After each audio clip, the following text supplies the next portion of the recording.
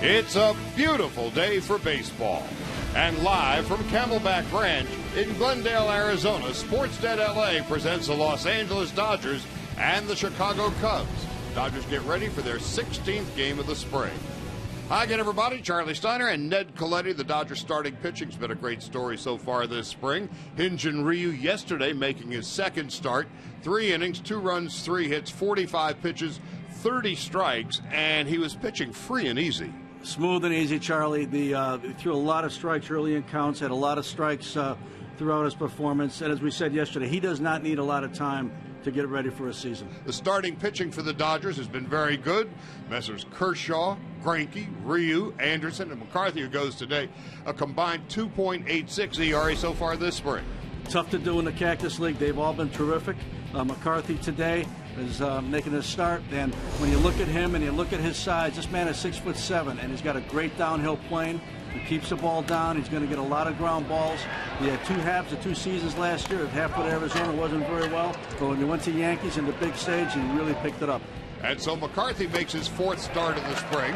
Jake Arrieta goes for the Chicago Cubs. This afternoon's game here at Camelback Ranch is a sellout.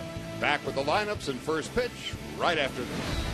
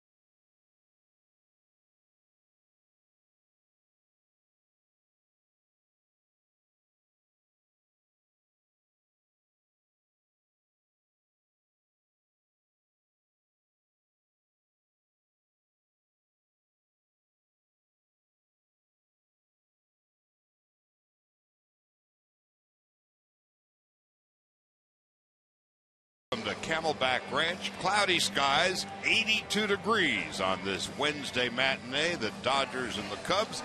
Dodgers played to their 5th tie yesterday, 11-11 against the Texas Rangers. And so far this spring, a record of 8-2-5. The Cubbies are 6-9-1 in Joe Maddon's first season for the Cubs. And here is the lineup that Joe Maddon has put together today. Chris Coghlan, once upon a time a Marlin. Mendy Alcantara is his 3rd baseman, and Anthony Rizzo, outstanding young first baseman, struggling this spring. Jorge Soler in right field is 8 for 20. Tommy La Stella is at second base. David Ross, one-time Dodger catcher. Then Addison Russell at shortstop. Albert Amola is in center field. Almora, I beg your pardon, and Jake Arrieta pitching and batting ninth, and Brandon McCarthy is making his third start of the spring. A lot of buzz in Chicago about the Cubs. Rebuilding the team and rebuilding the ballpark all at the same time. All right, here's McCarthy, who has been very solid so far this spring, as the Dodger starters all have been, as we mentioned in the open. And it's a call, strike, 0-1 to Coghlan. So McCarthy with an ERA of 3.6, 2 earned runs and 5 base hits. And a fly ball into left field, a good healthy run for Carl Crawford, but fouled by a couple of feet. And quickly it's no balls and 2 strikes to Chris Coghlan. Seems if the season opened today that Coghlan and Denorfia would probably end up platooning in left field for a while until one of them did better than the other and not take over that job. Coghlan came up with the Marlins in 2009 and hit .321 and earned him the Rookie of the Year. Fouls it back to the screen. He'll turn 30 in June.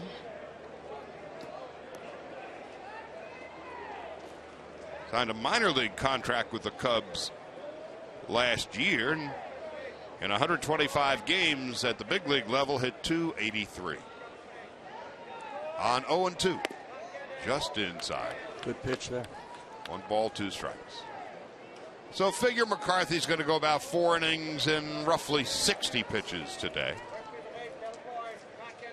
Dodgers have a host of relievers ready to go, and there's a call, 3rd strike. Good start for McCarthy. Comes back in over, starts on the inside part, freezes the hitter, and then hits the inside corner. Here's Arismendi Alcantara, 5 for 20 this spring. He's a switch hitter batting for the left side. Anthony Rizzo is on deck. High and away, 1 ball and no strikes. Alcantara is one of their better young players. He doesn't get the same spotlight on him that Baez does, or Addison Russell, or Chris Bryant. But somebody came up last year and drove a lot of notice. And quickly.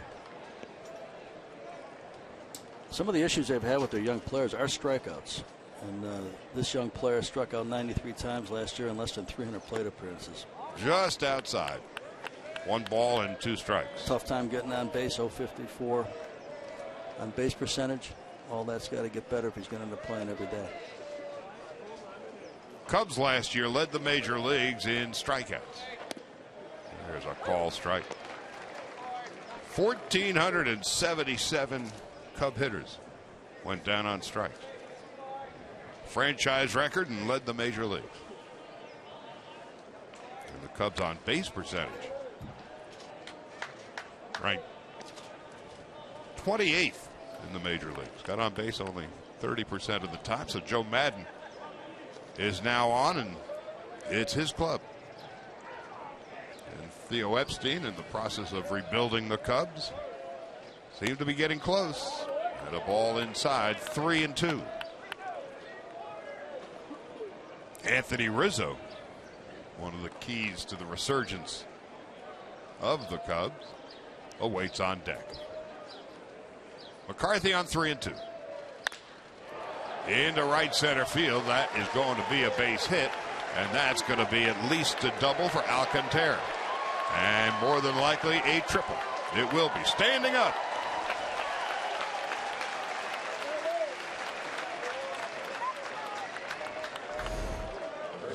Three-two pitch, right down the middle.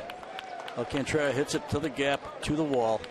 And if you watch him run, you notice there's not many wasted steps. He's not exactly Willie McGee, where Willie probably ran 90 feet, 90 feet, 90 feet, 90 feet, but pretty close. That brings up Anthony Rizzo, second in the National League last year with 32 home runs. Second only to Giancarlo Stanton. Diving stop. Adrian Gonzalez keeps it from being a double. Good play by McCarthy covering, but into scores Alcantara, and the Cubs take a 1-0 lead.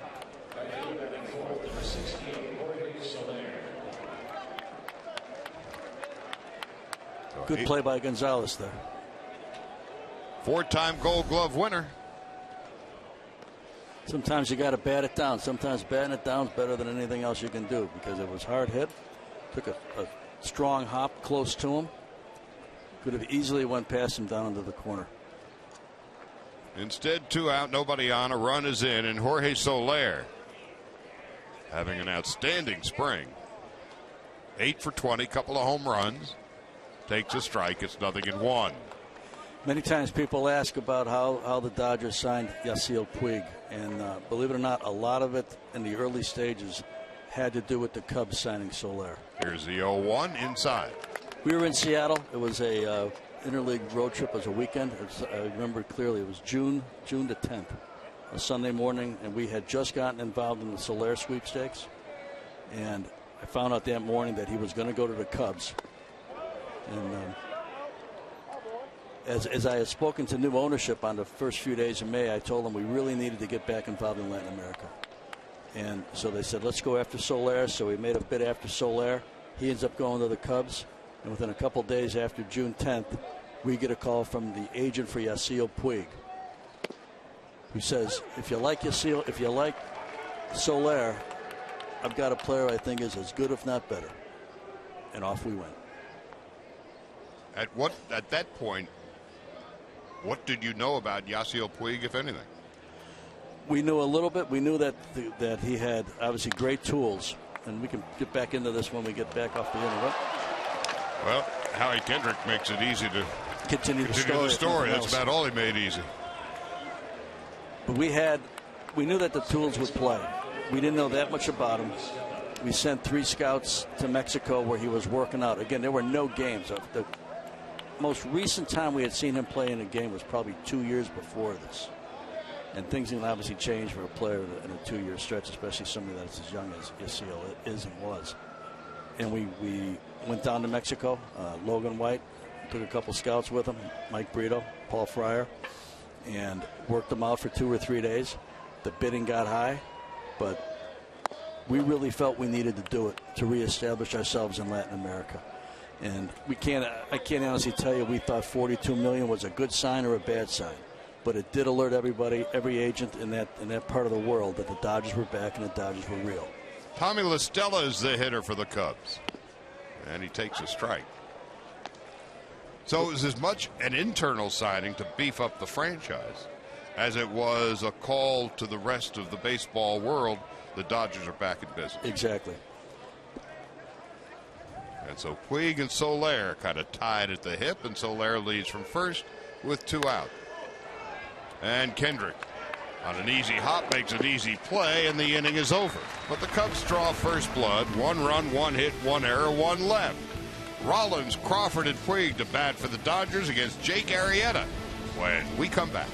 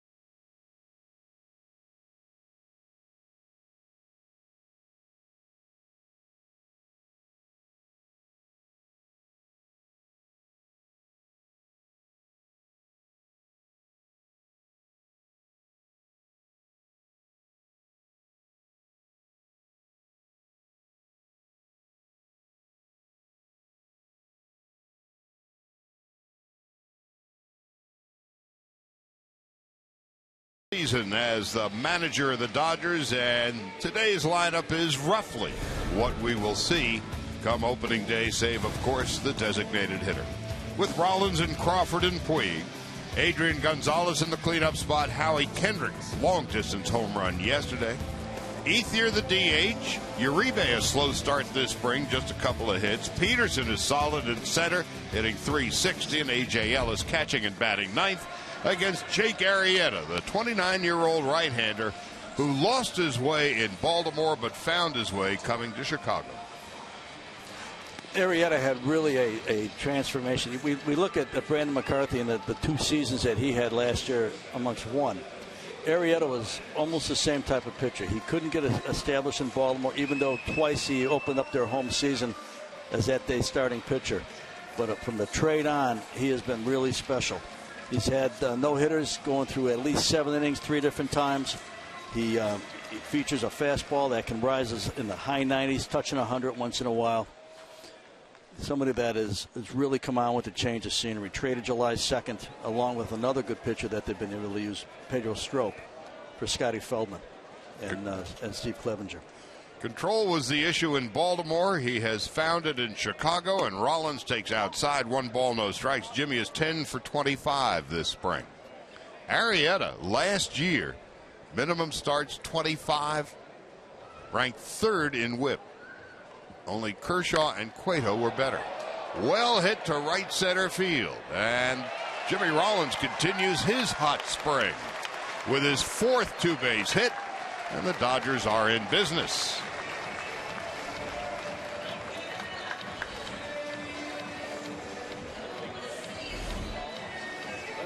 Good start here for J-Roll.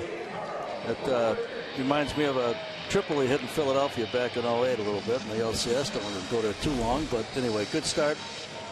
Taking a fastball and taking it to the deepest part of right center. Jimmy Rollins and Matt Stairs, what they did to the Dodgers. Oh, nightmares. Ooh. Carl Crawford. And Carl takes outside. 1 ball and no strikes. Crawford 5 for 22. A double and a couple of RBIs. Coming off a very solid year last year. And this was the first offseason that Crawford can remember where he didn't have to rehab a thing. He went home healthy and could get ready for the season, working out at his own pace, and that's never been an issue for Carl. Going back to Arrieta for a second. His hits per 9 the last year, and I'm not comparing him to Clayton, don't get me wrong. But his hits per 9, Clayton's hits per 9 were pretty much the same. That's how good this kid's become. And Johnny Cueto in that very small category, too. And opponents hit .203 against him last year. He doesn't quite have the command of a Kershaw. Does walk a few more guys per 9 innings. But trying to hit him and trying to get on base via the hit was pretty much as tough as it was against Clayton last year. So the Cubs post a pretty good 1-2 punch in John Lester and Jake Arrieta. Crawford fouls it off to the left. Turned out to be a great trade for Chicago. Baltimore was about 3 games out early July a couple years ago. Felt they needed another starting pitcher in Feldman, who had won about 7 or 8 games for the Cubs at that point in time. Cubs were prepared to be patient, and they ended up getting somebody that's going to be at the top of their staff. Meanwhile, Feldman finished off the next 3 months in Baltimore and was in Houston the next season. 2 balls, 2 strikes. Rollins leads from second, bottom of the first. Crawford takes a call, 3rd strike. But sitting in that seat, sometimes you've got to pay for it, and you got to take somebody that has got a bigger future.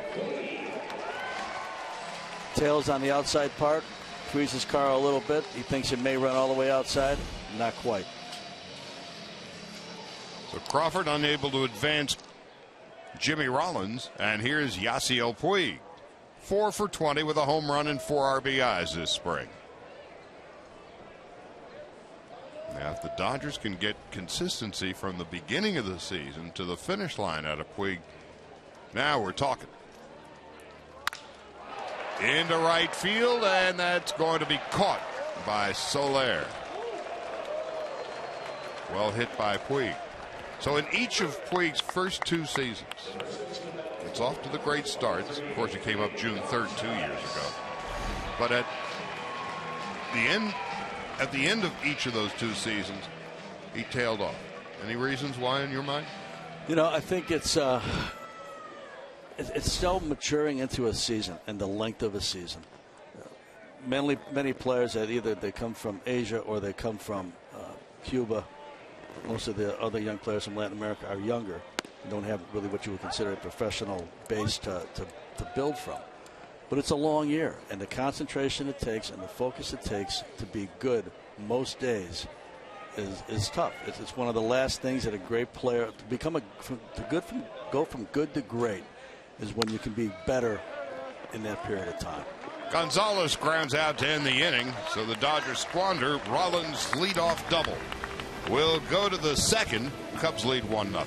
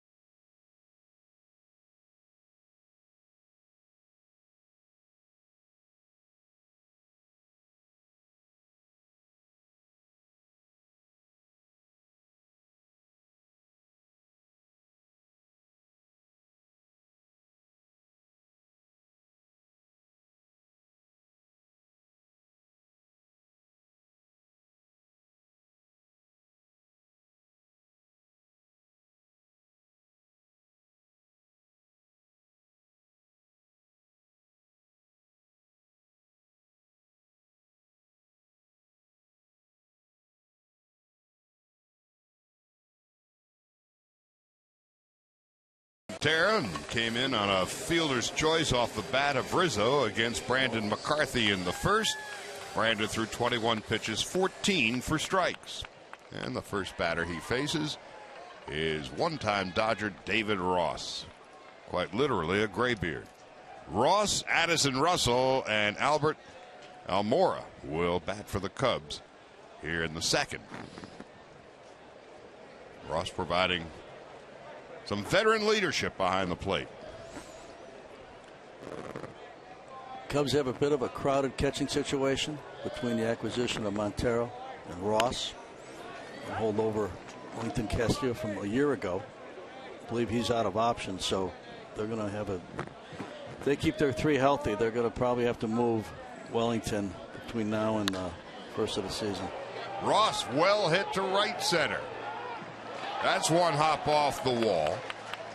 Peterson retrieves, and David Ross a leadoff double here in the second. That's just like the regular season right there for him. He's got good power, left center, right center, can drive it. He's not obviously not a catcher that's going to go to the All-Star game at any point in time, but he's dangerous. And if you make a bad pitch, he's going to make you pay for it. So a double and a triple off McCarthy so far this afternoon as Addison Russell comes up. Russell 6 for 16 this spring. Many publications have this young player ranked 3rd in baseball. And you think they got him in a trade a year ago? They've made some great deals. They've collected good players that have got value to contending teams, and while they're in the middle of their rebuild, they hold out for some of the best young players in baseball, including this one. Yeah, they've got quite a bevy of talent. Oof, watch out. Bevy of talent at shortstop. You know, the question will become when they think Addison Russell's ready to play shortstop at the big leagues in a competitive situation on a daily basis. All different characteristics of really being successful. They'll have still a young shortstop sitting there in Starlin Castro, and a pretty good problem to have, but that will create some issue as to who's going to play and who's going to move or who's going to be traded. Nice look at breaking ball. There's been some talk about it when that day comes, if Castro's still with the club, if they decide to keep him, that he'll end up moving to third base. And Bryant, the real good player, maybe the best in baseball prospect wise, will move into the outfield. But Castro's been a shortstop. He's been an all-star. Tough to move him. Line drive base hit into center field. Ross will hold at third. First and third, and nobody out. So in 1 inning plus, McCarthy's given up a single, a double, and a triple. And that one was tagged. And Castro, slated to be the starting shortstop this year, has been to the All-Star game as many times as Hanley Ramirez and Jimmy Rollins. And he's just 24. He's a real good player. To ask him to one day change positions would be tough. It'd be a tough thing to do. He's played a little bit of third base in his career, but way back, low minor leagues. Al Morris banks a base hit into right center field. 1 run is in, and 2 runs are in. So McCarthy's getting tagged here this afternoon. Ross scores, Russell scores, Almora's at second base, and it's a 3-0 Cub lead. Another hard hit ball. It's 3 in this inning. And, he's laying his pitches up too high in the zone, getting too much of the plate. As we watched at the open of the show, a lot of his best stuff is when it's down by the ankles, down by below the knee, with using his height as good leverage to come in that direction. Puig backing up Peterson, limiting the damage as Jake Arrieta's up to hit. Cubs are not using the DH today. The Dodgers are. Dodgers will stop using the DH in National League exhibition games beginning on Saturday. Arrieta takes a strike, and it's 0-1. With the creative mind of Joe Madden, he's talked about from time to time hitting the pitcher 8th this year, and perhaps hitting Rizzo 2nd. He's hit 2nd a couple days this spring to change that lineup a little bit, but he's not adverse to having a pitcher hit 8th. LaRusse has done that a fair amount. McCarthy makes the play. What are the positives and negatives in batting a pitcher 8th? Well, once you get the 8th hitter to accept that he's hitting where the pitcher typically hits, once you get past that moment, it does change your lineup a little bit. I mean, we talked about a little bit of it when D. Gordon was struggling, to have him hit 9th, which would give you, in essence, another leadoff man as you turn your order around. Some people say the leadoff hitter in the game, the number 1 hitter, is only a leadoff hitter 1 inning. So there's some benefit to it. A lot of it comes back to the pride of the 8 hitter when you're telling him that he's hitting behind the pitcher. Chris Coughlin is the batter, and he takes under the knees. 1 ball, no strikes. So the Cubs 3 runs and 4 hits off McCarthy.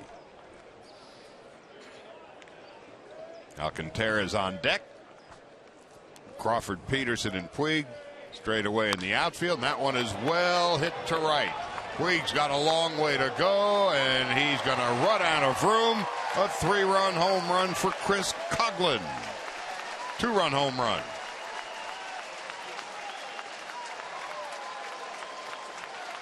Meanwhile, McCarthy's getting beaten up.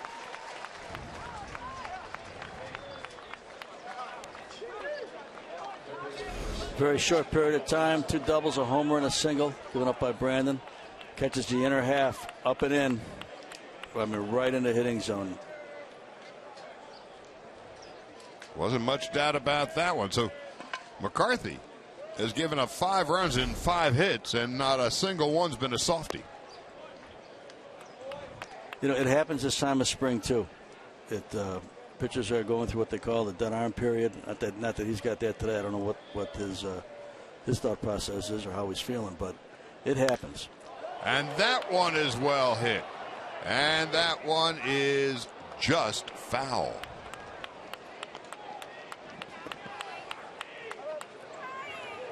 It's already been a long day for Brandon McCarthy.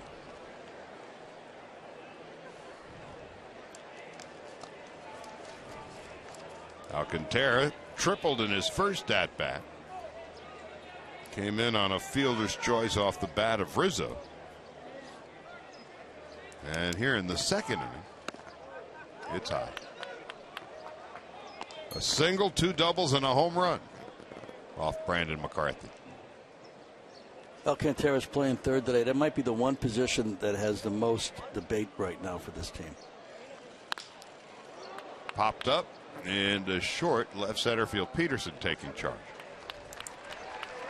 Between Alcantara and Olt, who was a good player for Texas a while back as a prospect, they're probably the leading candidates for it right now, with Addison Russell going back, Baez at second, Castro at short. Of course, Rizzo, really a cornerstone type player growing into it. He's coming up right now at first. And then there's the Chris Bryant issue, which I'm sure we'll attend to as the game goes on. And Anthony Rizzo takes a strike, 0-1. Rizzo robbed of a double in his first at bat. Adrian Gonzalez had a nice backhanded stab near the line at first after Alcantara had tripled. That limited the damage in the first inning, but the Cubs have scored 4 here in the second. Anthony's becoming a star. They were smart. They signed him to a long-term contract, 7 years at a $41 million rate through 2019. Keeps getting better and better. He's going to sit in the middle of a really good lineup for a long time. Just got underneath it. Peterson taking charge, and that'll end the inning. A tough one for McCarthy. 4 runs and 4 base hits. Cubs 5-0 as we go to the second.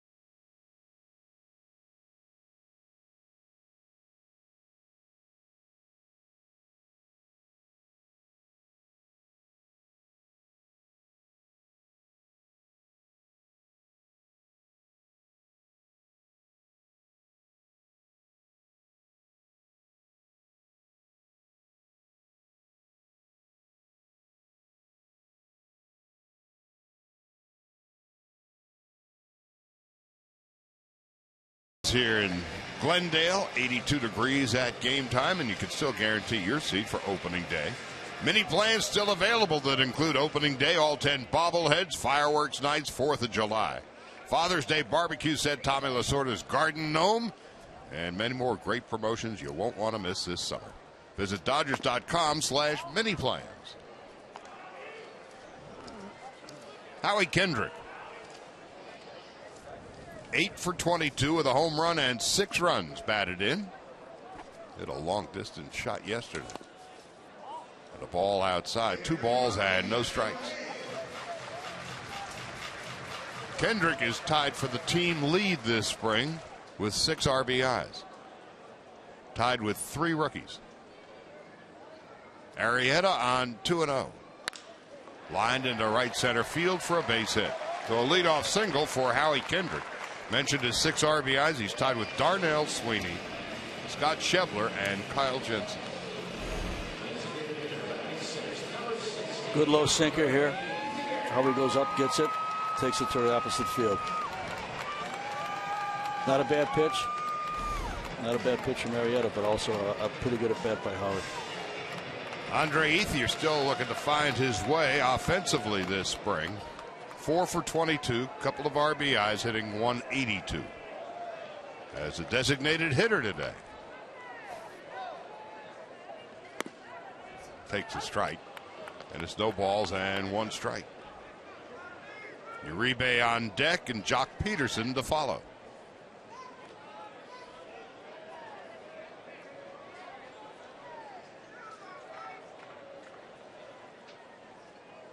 Tomorrow, the Dodgers and the Angels will be back at 1 o'clock. Brett Anderson against Andrew Haney, who was with the Dodgers for a grande cup of coffee. It wasn't around long enough for a venti. Of course, Howie Kendrick at first base came over from the Angels in that transaction. Ethier, well hit to left center field. And it's off the wall. Kendrick rounding third, and he will score. Andre Ethier with his first extra base hit of the spring. His third run batted in. Cubs lead is now 5-1. Great to see this. John gets a breaking ball, hits it to left center with some good power. When Andre first came up, he had a lot of power to that part of the ballpark. And as he matured and got older, his power started to go to right center and right field like most young hitters do when they go to their pull side. But it was good to see him hit a ball that hard, that far. Hopefully he can get some confidence and get back where he was. Juan Uribe struggling so far this spring. Couple of hits and 21 at-bats. And he takes it in the dirt. Gets past Ross. And Ethier goes to third on the wild pitch.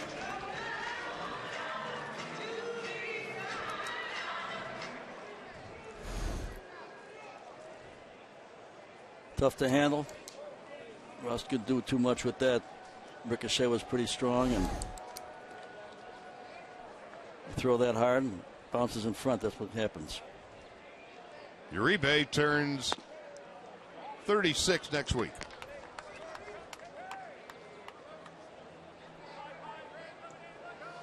A career .257 hitter. Last year, outstanding season, .311.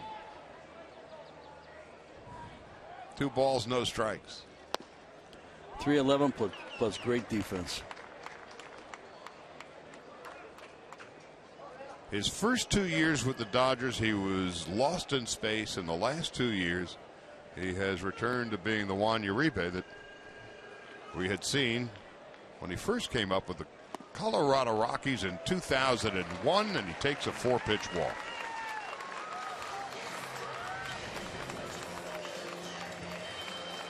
It's not easy to walk, Juan, any time of year.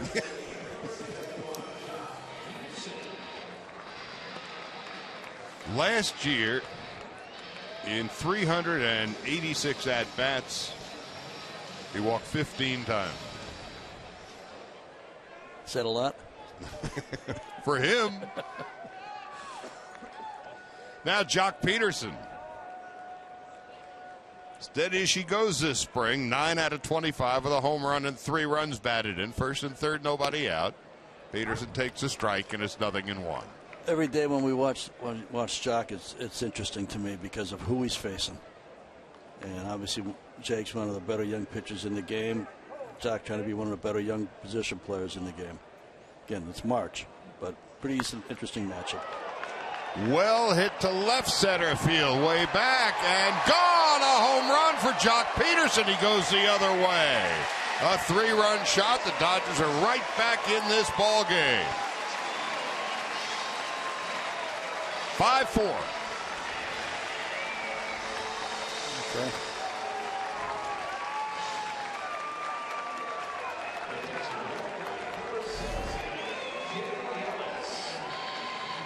Well, he is looking in that part of the plate, and look at this great swing. Like I said a couple days ago, when you have power to the opposite field, that is real man power. That he could take it out in that direction, strong young man. A.J. Ellis takes a strike, and it's 0-1. Against a real good pitcher. Again, the date is the date. Today is we can't make it April or July, but still pretty impressive. I said something the other day when we were watching, and at this point of the season, what do we look for and look at in an exhibition game? And you said something, matchups. Yep. That was, as he came to the plate, I thought this was going to be a key key little segues here to what was, things to come. And again, Arrieta's still trying to work his way through different things. He's not at his regular season ability right now, but he's still pretty good. Ellis takes outside. 3-1. And again, anytime a young hitter, any hitter, can take a ball the opposite way, like Andre did right before, that's pretty like Ross did earlier to right center. That's where you learn that people have more than typical power. As Darnell Sweeney did the other day with the grand slam. Exactly. Perfect example.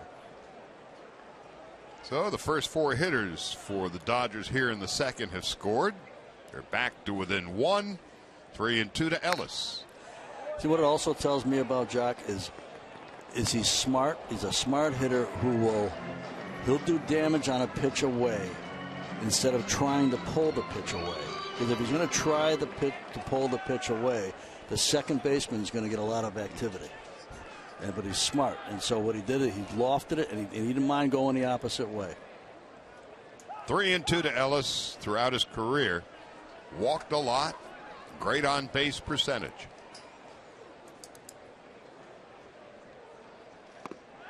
And he walks again. One more observation on Jock. It tells me that he's also starting to slow his mind down inside the at-bat.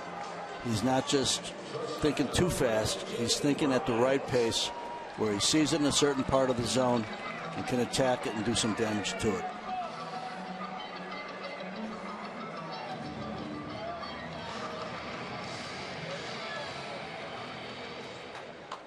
Well, yesterday, the Dodgers and Rangers combined for 22 runs and 28 hits. And through an inning and a half, the Dodgers and Cubs have combined for 9 runs and 9 hits. Rollins has one of them. He doubled in his first at-bat. Checks his swing. 1 ball, no strikes.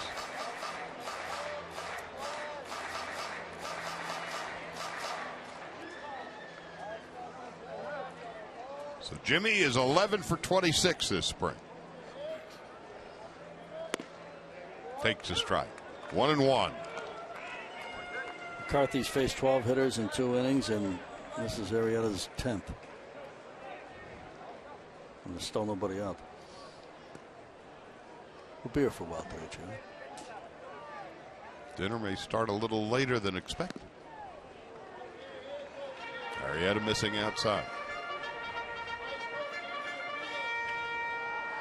After McCarthy, the Dodgers are going to send out Adam Libator, who's been very interesting, Dustin McGowan, Sergio Santos, Mike Adams, among others. 2 balls and 2 strikes to Rollins.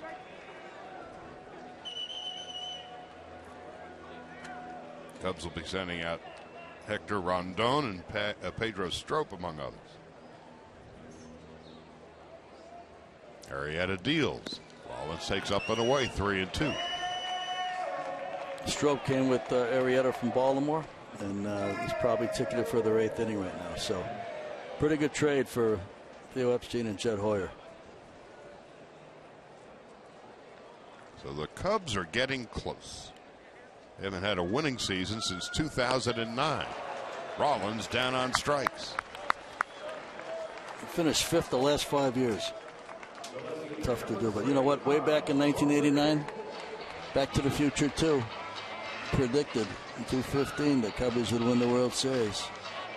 So we'll see if Hollywood knew what it was talking about.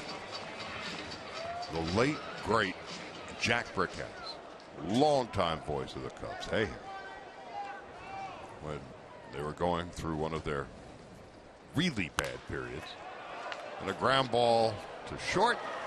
And Crawford bounces into a double play. Jack would talk about the Cubs and how bad it was. He said, but you know, it's not bad. Anybody can have a bad century. A lot of power in this inning. A lot of good at-bats. Not afraid to go the opposite way.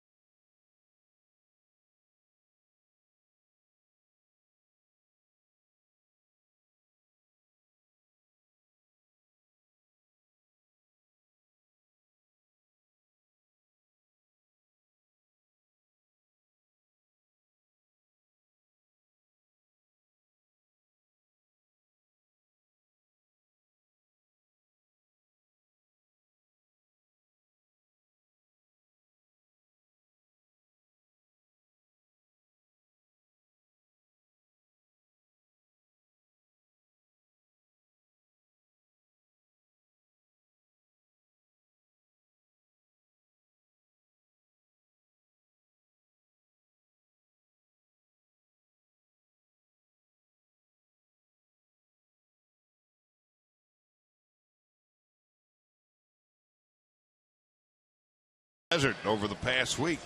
Today, a very comfortable, temperate 82 degrees with some cloud cover. And around these parts these days, some cloud cover ain't all that bad. And a big crowd on hand. Upwards of 13,000 we're told, which constitutes a sellout. Of course, the Cubs, they've been out here in Arizona, 37 years, I think, in Mesa.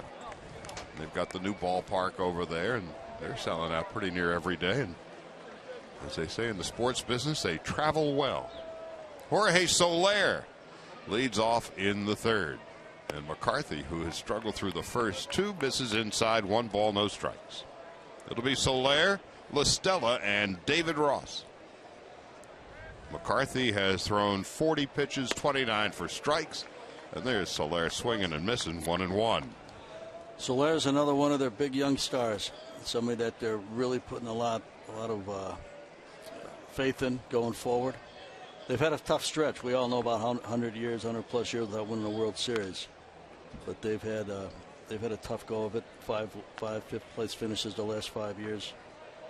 Since '97, that's 18 seasons. They've had only 7 over 500, but they've had 8 where they've lost 90 or more games. So Jack knew what he was talking about. Jack was a very, very rose-colored glass guy. Besides, one of the pioneers in your industry and from the great university in Peoria, Bradley. Yes, indeed. And just such a genuinely decent, sweet human being. Yes, good man. When I first went to work for the Cubs, he had just stopped broadcasting on a full-time basis, but he's one of the people that I grew up with, listening to every day, like people in L.A. grew up to listen to Vin. Same thing with me and Jack. Tommy La Stella takes a strike, and then Harry Carey famously became the next voice of the Cubs. And there's a whole generation that really not aware of what Brickhouse meant to the Cubs and in Chicago. He did bear games for a long time. He did boxing. He also was a news reporter that did presidential elections. Yeah. Bowling and boxing, too. And a base hit into left field off the bat of Tommy La Stella. That's a 6th hit given up by Brandon McCarthy. La Stella's interesting. We saw him last year in Atlanta, and I was a little bit surprised that he got moved at this stage in his career. But he's fighting for a spot here, and depending on what they end up doing at second base with Baez, who's got a world of potential. Very high pick, but also last year really struggled with strikeouts. Stella may have a shot to make this club and play a couple different spots. Now David Ross, who doubled and scored in his first at-bat, takes outside. 1 ball, no strikes. Of course, John Hart is rebuilding the Braves with an eye toward moving to the new ballpark. That's by all indications, a rebuilding year. Yep. Literally and figuratively in Atlanta. And speaking of rebuilding, Wrigley Field at the moment, there is no outfield wall. It's a work in progress. I haven't looked at it because it'd break my heart to see it right now. It'll probably look like the Thanksgiving turkey on Friday. 1-1 to Ross. But you know what? As long as they keep that ballpark there, for me, it's better than having to move to a different location. They're going to have a big scoreboard up there that's going to be twice the size. It's going up in left center, twice the size of the traditional one that lives in center field. Are they going to keep that iconic manual scoreboard there? I believe so, and they're going to build around it. Good. And it'll take them into May, though. They've got, the winter in Chicago is never known for its construction. Here's the 1-1 to Ross, inside 2-1. They've got obviously a major project going on.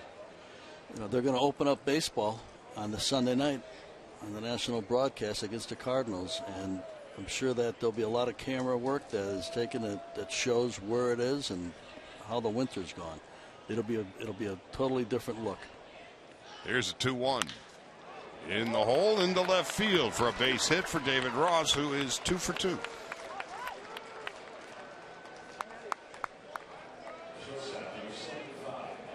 So Wrigley Field having to deal with a long, cold winter.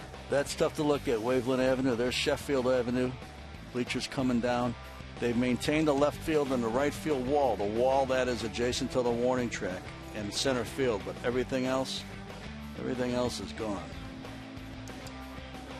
That's the old view. That's what it was. That's where they started this winter. And then Chicago, much like the Northeast, just had a cold, miserable winter. Addison Russell, first and second, one out. 5-4. Cubs lead. We're just in the third. Chopper to third. Uribe, Kendrick, double play. No runs, 2 hits, 1 left. Puig, Gonzalez, and Kendrick coming up in the bottom of the third.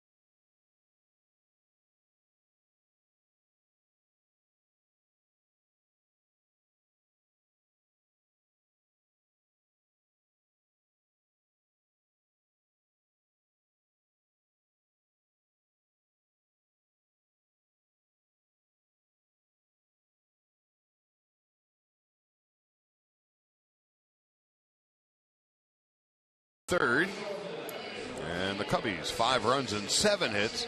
The Dodgers 4 runs and 4 base hits. It'll be Puig and Gonzalez and Kendrick batting for the Dodgers. And one of the great stories this spring for the Dodgers has been the emergence of the young fellows above and beyond Jock Peterson, who, by the way, hit a home run here this afternoon, his second of the spring.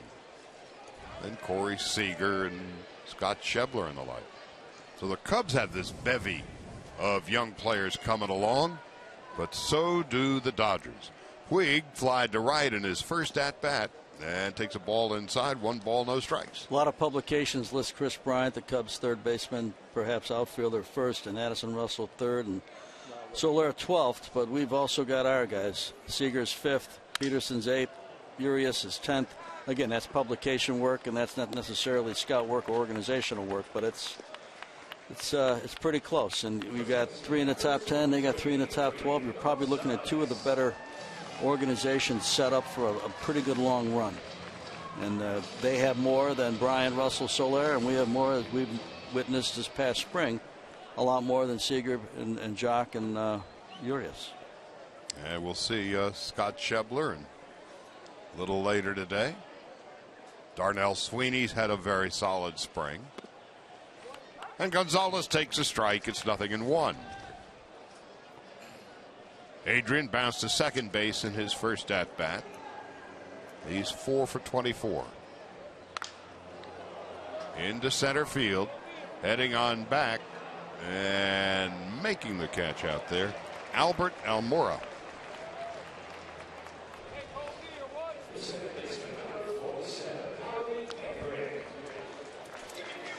Cubs are priming up for a pretty big year, and it's, their fans have always been tremendously supportive, but there has been a little bit of a decline in attendance. If you go back to 2008, they drew 3.3. This year we played them in the first round of the playoffs. They drew 3.3 that year, and they drew 2.6 last year. So it's about 2.65. So they lost about 650,000 in the course of short period of time. So they've rebuilt it. It's tough to rebuild in a city like Chicago. It's much like L.A., much like New York or Boston. You hear the word rebuild, and not too many people are interested in watching that or hearing it. But I think they're on the right track. Again, patience is a tough thing, one of the toughest things in sport, but they've had it, and they've been able to turn good players that have interest and value in midseason into good trades, and they've drafted well, and they've drafted high. Howie Kendrick is the hitter. He singled and scored a run in his first at-bat. Loney's home run off Ryan Dempster punctured the Cubs' balloon for the next half dozen years. Yes. That game, we started out trailing in that game. Here's a 2-1. De La Rosa had gone to the opposite field with a home run, and it seemed like you had about 100,000 people in a 40,000 seat stadium, and they're all wearing blue, but the wrong shade of blue for us. And we just kept fighting back and ended up sweeping them. But it was palpable. The moment that Loney hit the home run, all the air out of the Cub balloon. Oh, yeah. And their season essentially ended with that home run, and Kendrick is now 2 for 2. Manny hit a big home run off Zambrano. He had struck him out twice. He threw him another sinker. And Manny just stepped in, hit it into the hitter's eye out in center field. Then we got back home and took care of it in the third game. Broxton struck out Soriano to end it. The sense of inevitability after that home run by Loney, Cub fans was like, okay, so this is how it's going to end. Well, you and I always look at things a little bit different when it comes to that. I was always nervous until I needed the photo finish. After Soriano swung and missed the Broxton slider, I still wasn't convinced for another 10 minutes, But it was a great run.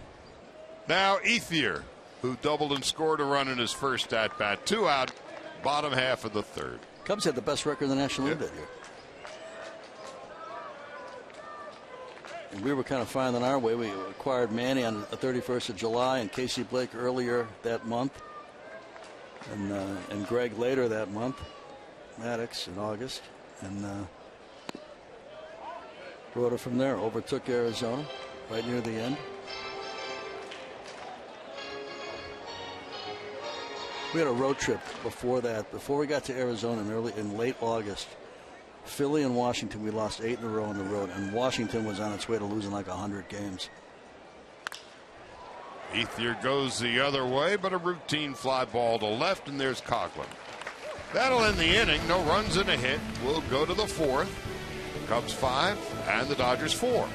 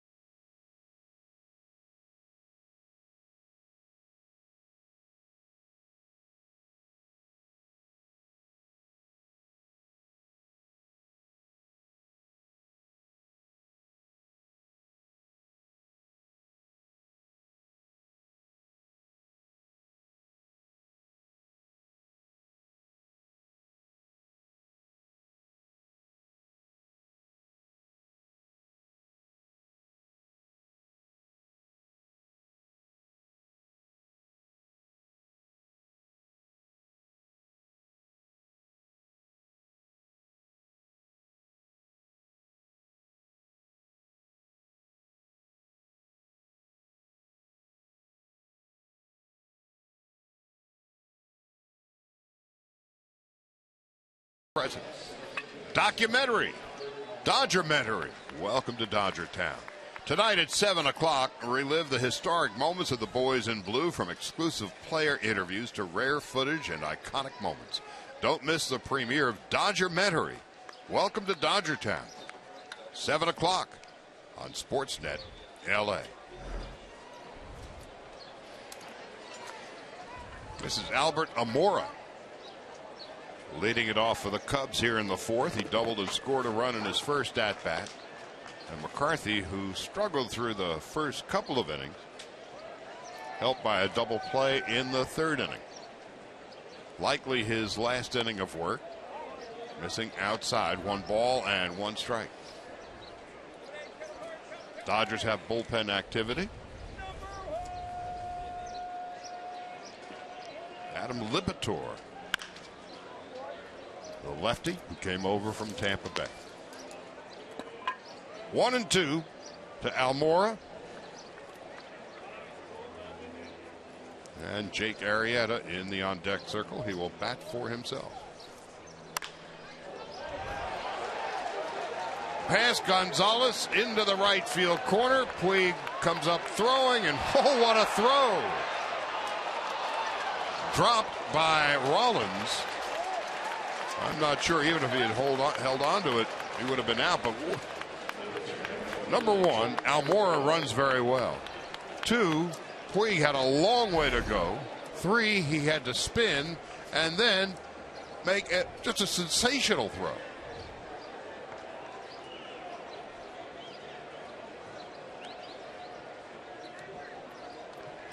Looked like Roberto Clemente on that. The way he wheeled, pivoted and threw. It's about as good as it gets. So Almora is 2 for 2, and Arrieta not showing signs of bunting.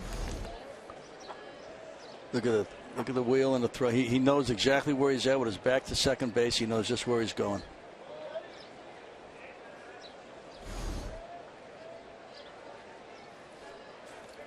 He's got all 5 tools, doesn't he? And then some. Yes, he does. Oh.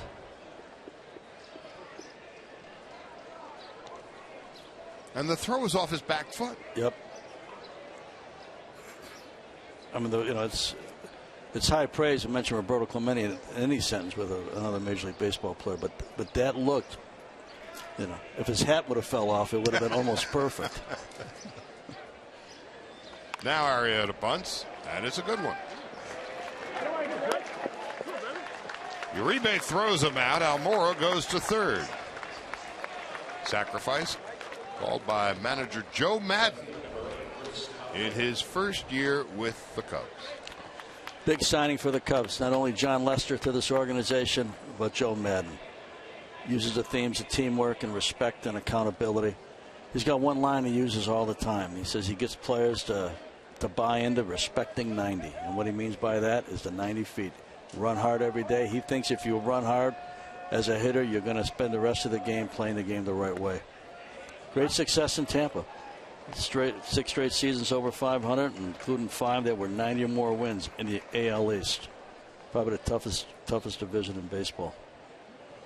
A baseball lifer, 40-something years already in the game. Dodgers with the infield halfway as Coughlin, who homered in his last at-bat, it's a ball, a strike, in and out. He'll fit Chicago well, too. Mm-hmm. He's got the big Winnebago. He went across the street to one of the local saloons press conference day and offered to buy everybody around. I mean, he'll fit really, really well. Into center field. Peterson just has this uncanny ability to track fly balls over his head. And Almora comes in to score on the sac fly. Coughlin's 3rd RBI of the day, and the Cubs lead 6-4. A great center fielder makes it look easy. You appreciate it, and you appreciate what he can do on a daily basis. But there's not a lot of wasted effort. There's not a lot of stop and start. It's a smooth thing. The ball hits the bat, it starts moving to where the ball's going to land. We saw 2 great catches 2 days ago, and another real good one right there. Alcantara is the hitter, and he is 1 for 2 and a run scored. I like that even in spring training, he knows who's hitting, and he sets up accordingly to who the hitter is and where it's most likely to be pitched and what's most likely where the ball's most likely headed. There's a fluidity to the patterns that he takes to running him down. It's not like he is being chased by a swarm of bees. No. He knows exactly where he has to be. He's really fun to watch. Alcantara checks his swing, a ball and 2 strikes. Through these first 15, 16 games, I think he's had a tremendous spring. Came in here with a load of pressure on him. Everybody looking at him, everybody wondering if he was going to be able to replace Matt Kemp and able to do this and able to do that. And again, it's the middle of March, but he's done nothing in my mind that leaves any doubt that he's ready to play at this level and play well. The story has been, it's been a non-story. Yes. Which is tough to do. Yeah. I mean, that's a whole nother layer of what you're expected, what's expected of you. And to his credit, he stayed the course. Millions of miles to go, but he's on the right path. Good pitch there. That'll end the inning. Alcantara goes down for McCarthy, his 2nd strikeout of the ball game. Good field pitch. Yep. That's that. We'll go to the bottom of the 4th.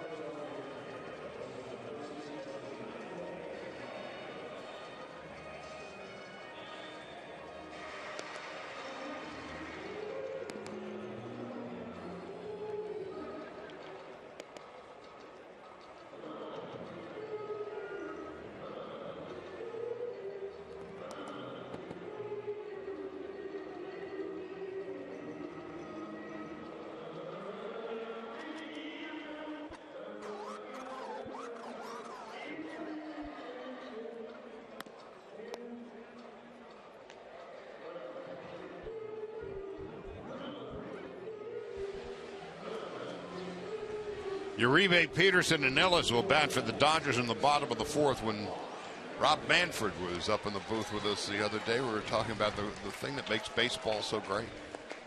You remember your first game. Yep. And you remember walking in with an older brother, your mom, your dad, whatever it is. And that's the one constant. I have no recollection of my first basketball game, my first football game, first baseball game. Yep. Ebbets Field. I was saying, I remember looking at the back of Gino Simoli from the 2nd deck in the bleachers at Ebbets Field. And that was more than exciting for me at the age of 6 or 7. Juan Uribe. My first game was Wrigley Field, 1961. And you think about Wrigley Field being built in a neighborhood, and you walk up those stairs, and it's so green. And it struck you that there could be a baseball field so cool in the middle of a neighborhood. And we grew up at a time when the world was in black and white. The newspapers were black and white. Occasionally there may have been a color picture in Sport magazine. Yep. TV was black and white. Uribe with a hard hit single into center field. Then all of a sudden you walk through the portals. And it's a wonderful green grass. There you are. You're blinded by the brilliance of the green diamond. Jock Peterson in his first at-bat, his 2nd home run of the spring. Most impressive, he took it the other way, a long way.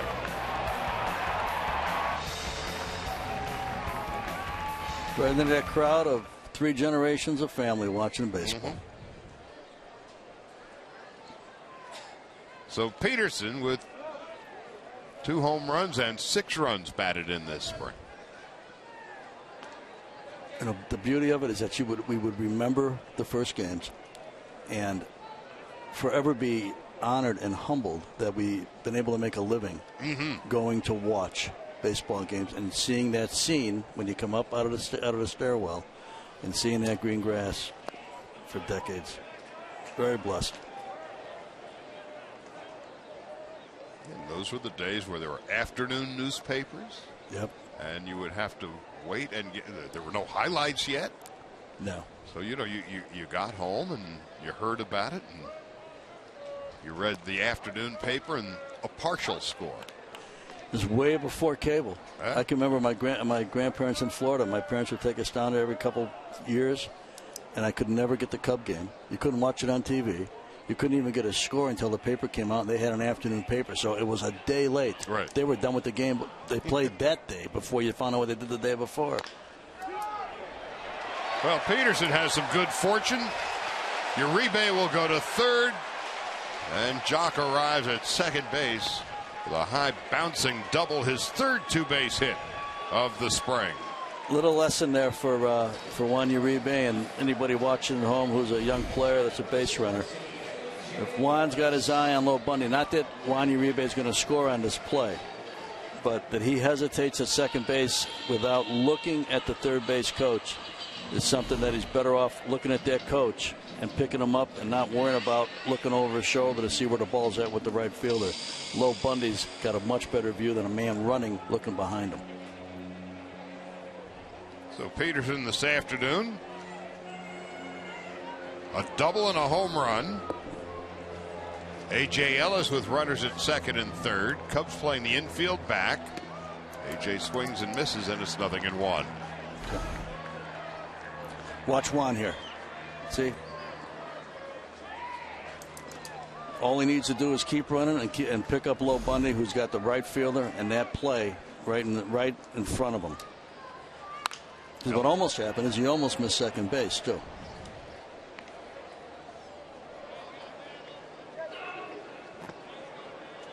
So Uribe is at third base, and Jock Peterson is at second. So the tying runs are in scoring position. Nobody out here in the fourth.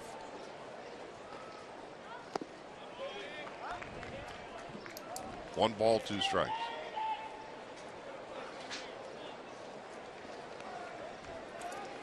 How many times, going back to the old newspaper, you look for the scores from the night before, and so-and-so and so-and-so at yes late. Oh, we knew that. Thanks. Here's the 1-2. Cardinals at Dodgers late. Well, yes. That's the way it works. Help us. Think how different it is today. Oh.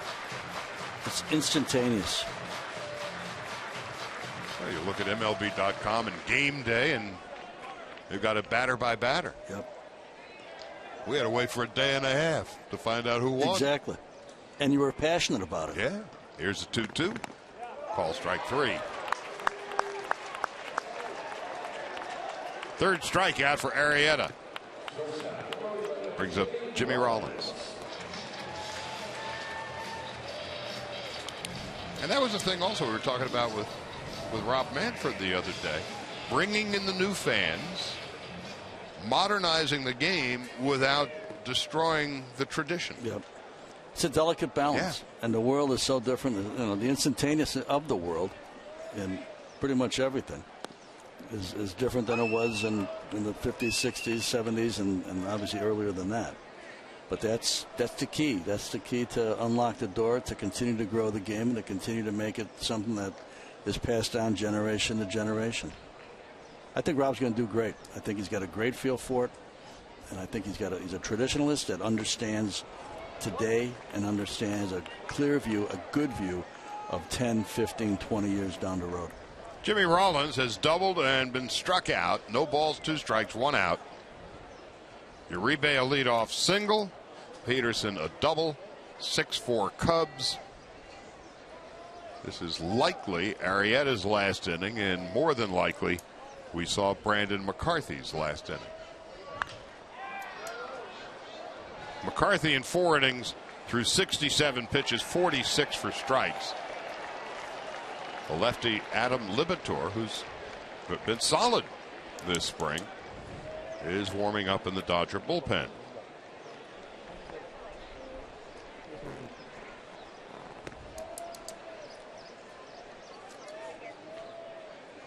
Rollins just inside. Arrieta thought he had the third strike. Good pitch by the kid there. Todd Titchener is calling balls and strikes today.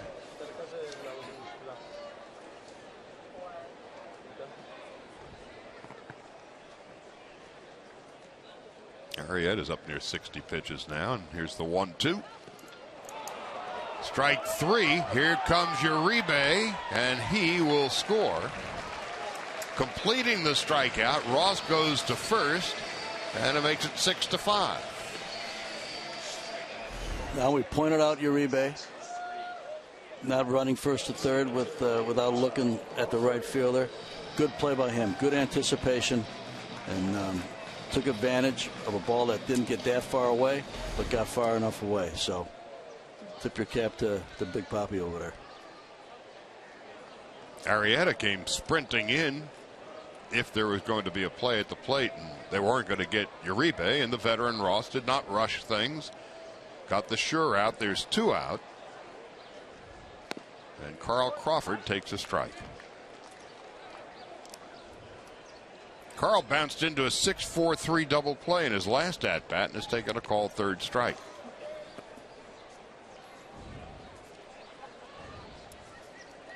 Carl 5 for 24. Dug out of the dirt by Ross. Looks like he's getting a little weary out there. Austin Kirk had been warming up for the Cubs.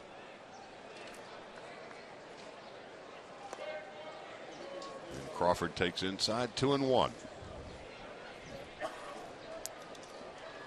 Carl and Boston, that was a marriage that never worked. His own admission that it was the wrong place to go. I think he had a chance maybe to go to Anaheim and bypass that for the Northeast. You have to be of a certain temperament to succeed in New York, Boston, and Philadelphia. Absolutely. Because the fans are so passionate.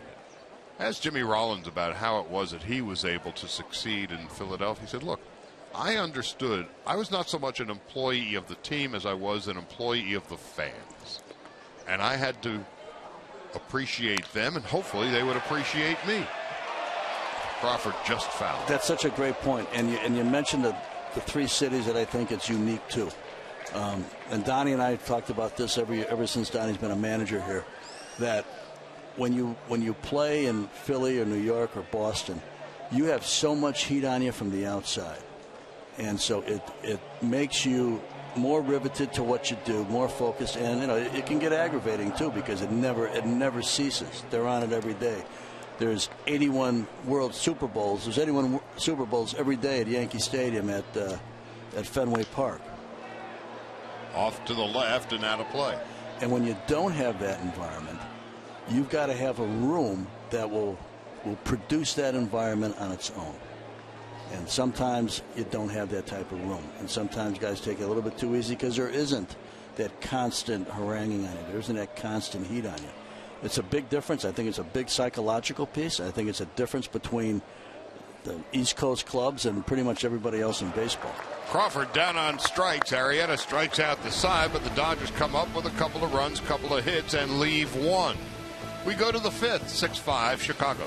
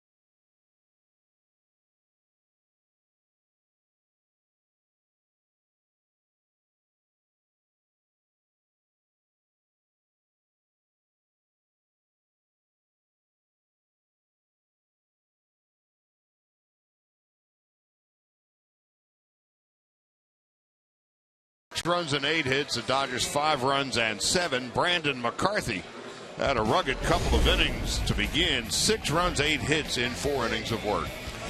Keeps the ball in, runs it in, back over the plate, keeps the ball down, double play.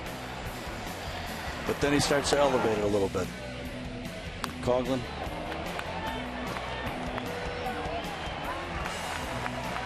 Interesting day, though. You know, it's a work day. It's a spring training day. And you saw some good pieces out of it. You saw some good pitching. You know, getting his fastball to move back in over the plate. That's where some of his bread and butter is, along with the double play ball you saw. Keeping the ball down, having him pound it into the ground where your good defense can take care of it. Adam Libator came over from the Rays in November in the deal that sent Jose Dominguez off to Tampa Bay. Peralta came over in the deal as well. Dodgers made another change as Anthony Rizzo leads off in the 5th and takes a strike, 0-1. This is another one of those little moments with a matchup attached to it. Young pitcher trying to make the club, trying to leave a positive impression against one of the better young left-handed hitters in the game right now. Rizzo is 0 for 2. Drove in a run, fielder's choice in his first at-bat, and swings and misses, and it's 0-2. Great pitch there.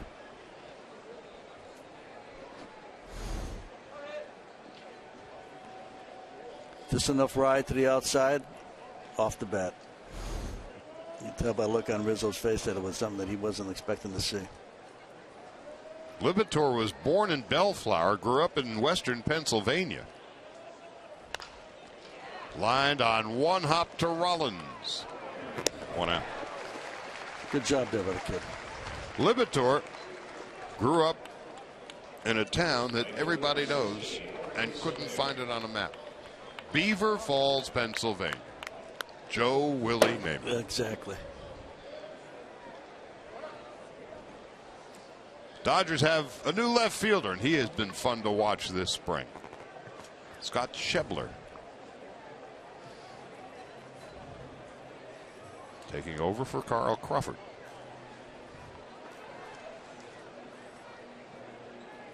One out, nobody on, and Soler fouls it back, and it's 0-1. Touching on one more time the Soler Puig connection. When you have young players in Latin America and you have a complex like we do in outside of Santo Domingo in the DR, the agents for those players will not bring them to the complex if they don't think you've got the financial wherewithal to handle it. And for probably 5 or 6 years. That's walloped toward left field and high off the wall. And that's going to be a stand-up double for Jorge Soler. Well, we've seen opposite field power. We've seen opposite field power. Here's some pole power. Strong man right there. Whoa. But getting back to the end of that story, we couldn't get anybody to come to our complex. If they had good young players, 16-year-old players, 17-year-old players, 15-year-old about to be 16, they wouldn't take the time to come over because they knew we couldn't afford to get involved. And again, when we signed Yasiel, first when we made the move and tried to sign Soler, in that period of time, in that month of June 2012, suddenly everybody started knocking on our door. So it not only brought us Yasiel Puig, but it brought us back credibility in that part of the world. And when you look around baseball and you look at how many players now, both star players and complimentary players and great pitching comes from that part of the world, we were just behind. We couldn't do what we needed to do. If not for Soler, there might not be a Puig in a Dodger uniform. Well, and Guggenheim, too. Look at that play by Gonzalez. Oh, and a terrific play by Libator. That was outstanding for two people who really don't work that much together. Got introduced to each other probably 3 weeks ago. Nice play.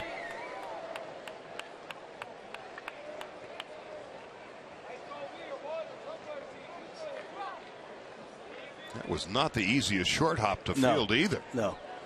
And he had the presence to turn because he knew that there was a runner that was closer to home plate. So there's 2 out, and David Ross coming up. Ross is 2 for 2. And a run scored. Cubs 6-5 with 2 out in the top of the 5th. When you look at the growth of players from Latin America in Major League Baseball, the percentage is so striking that when you don't scout down there and you can't sign players down there, which we were very restrictive for a long period of time, it limits your pool of talent. And you look on the field yesterday with Texas, that's done a great job. We mentioned A.J. Preller, who moved on to San Diego as a GM, based largely upon his work in that part of the world. And you look around baseball, and we were probably using 30, maybe 60% of the relative pool of ability by not being involved down there. But the last few years, we've been as strong as anybody. That takes time, too. Ross, a ball, a strike, and 2 out. 1-2. Especially when you think about the Dodgers, who were really the first team that had a serious interest in the Dominican Republic and did something about it. You go through the history of this franchise in the 1980s and the early 1990s. A lot of their great players came right from that area. 1-2. Ross takes just outside. 2-2. Big pitch coming up. Addison Russell is on deck. 2 out. Cubs lead by 1. Soler leads from third.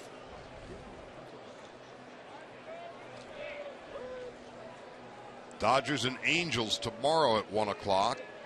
Brett Anderson and Andrew Haney. Here's a 2-2. Just inside 3-2. Not a bad pitch. Not a bad pitch. This is a very interesting at bat from my perspective, just watching how he works, a big league hitter.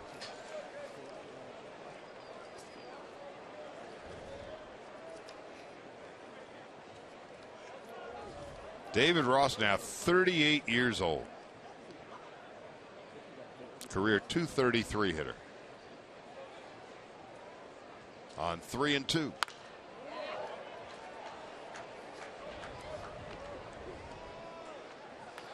Made his major league debut with the Dodgers in 2002. 10 at-bats that year. And then from the Dodgers to the Pirates to the Reds, Red Sox, Braves, back to the Red Sox, and now the Cubs. Past third base coach Gary Jones.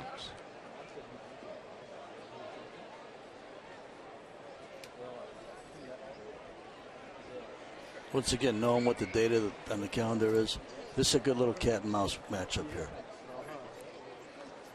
You're not going to learn the whole book on Liberatore, but you're going to learn about him and how he approaches this situation, starting with being, who was he, 1-2, 2-2, 3-2, foul ball. Against the veteran David Ross. Got him. Well, Adam Liberatore. Good job. Gives up a double, but gets out of trouble. And at the halfway mark of the game, Cubs are leading the Dodgers. Fastball, little tail outside. Struck him out. 6-5.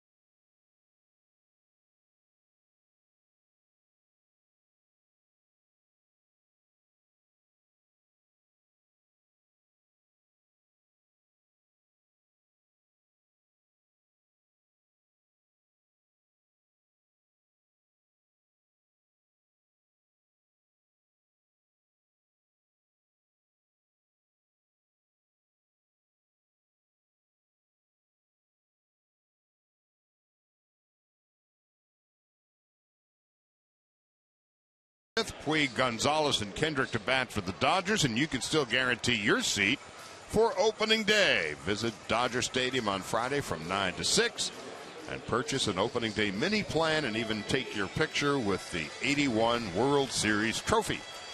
We'll also help you plan your next group outing to Dodger Stadium. Visit Dodgers.com/open house. New pitcher for the Cubs, C.J. Edwards, listed as 6'3", and generously they say he's 170 pounds. He's a top prospect. He may still fill out some physically, but this kid is probably in the top 30 or 40 prospects in baseball. As we said earlier, there's not just 3 players that everybody looks at on the Cub team either, prospect-wise. They've got some depth, and he's part of it. He came over from the Rangers in the trade that sent Matt Garza to Texas. Another example of using a viable major league player for a team trying to win that year and force them to pay well to do it. Cubs also got Mike Olt out of the deal. Yep. Here's Puig, who's 0 for 2. And a high chopper to short by a half step.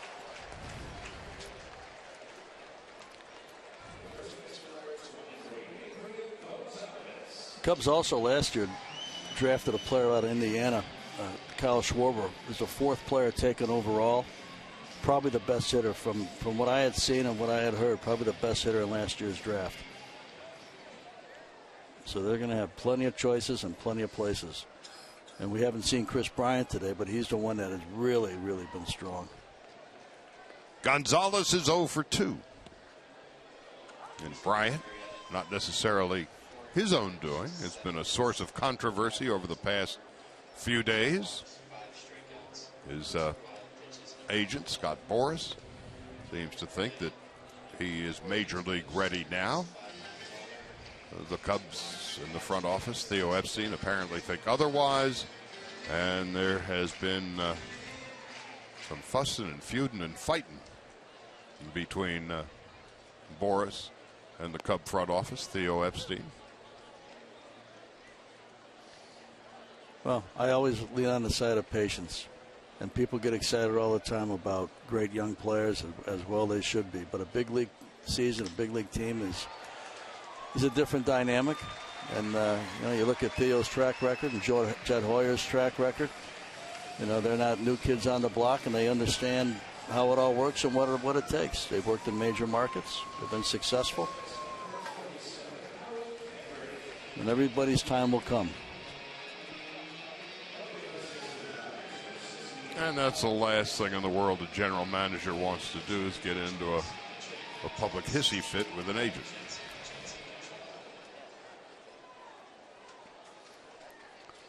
Howie Kendrick, 2 for 2, a run scored today. Takes low and outside, 1 ball and no strikes.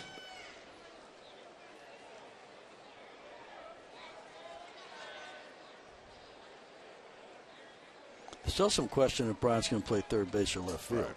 And he hasn't played a lot of left field.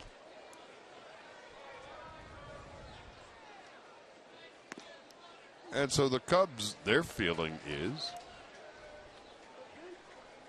right or wrong, don't know, but their feeling is that he still needs some work defensively. And as you said, his time will come.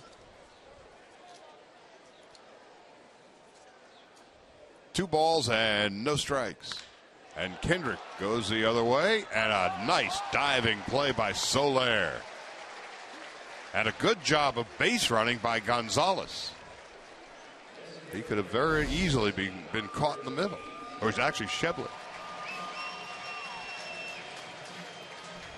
Some of the conversation on Bryant is his size. He's a very, very big kid. Very strong. That's going by Jensen there, keeping his eye on it, getting too far off.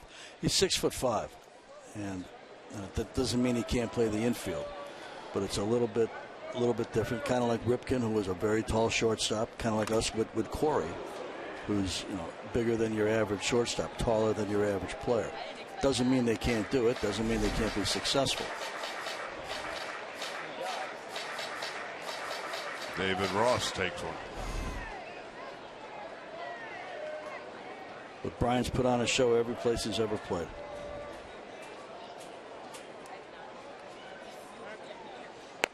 If you went to see him at a backfield over in Mesa, if you went to see him at a spring training big league game, or if you went to see him in college, and you said pick out the guy that can do the biggest damage, you wouldn't have to watch 1,000 baseball games to know who it is.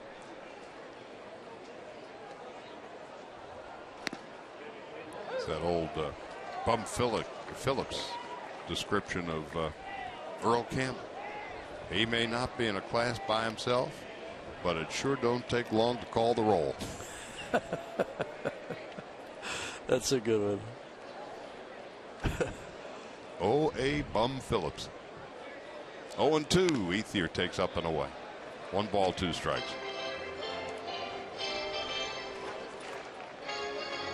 Of course, the Dodgers have that 6'4" young shortstop Corey Seager, who we expect will play a little bit before this day is done.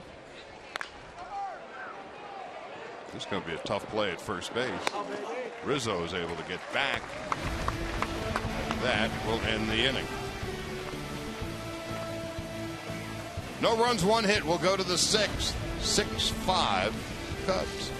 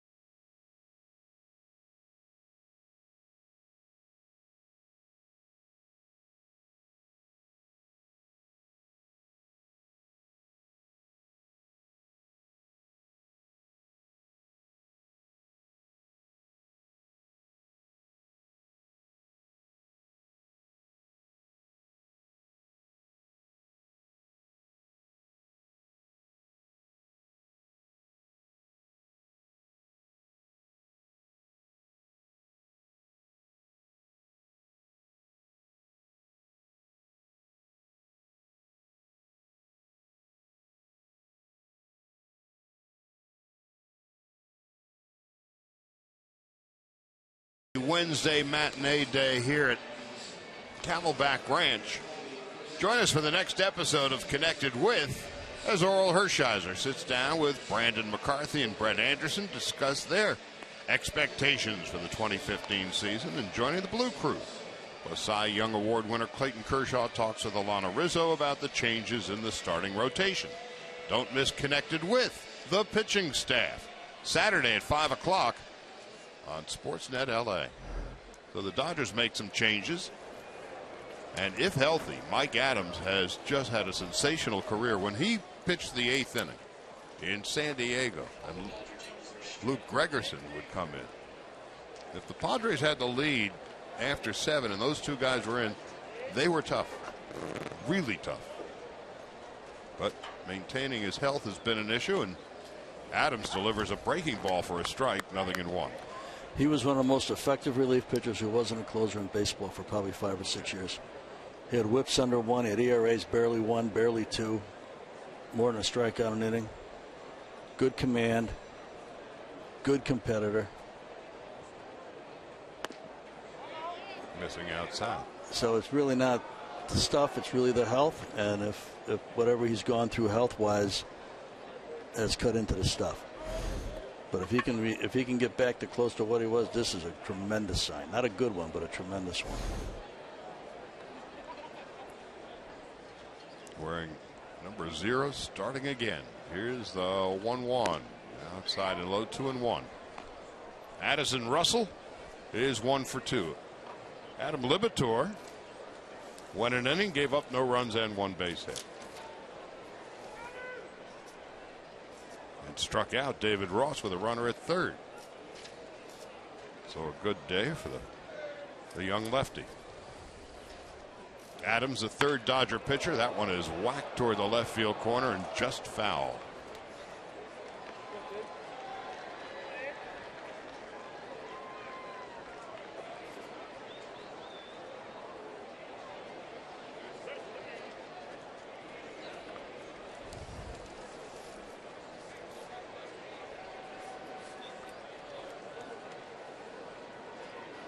Almora on deck.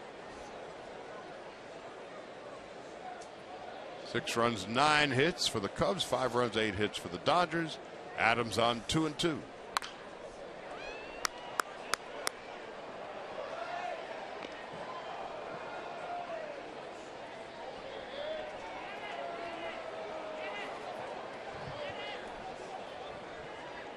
That bullpen in San Diego when he was in the midst of it, boy, it was about as shut down as you had.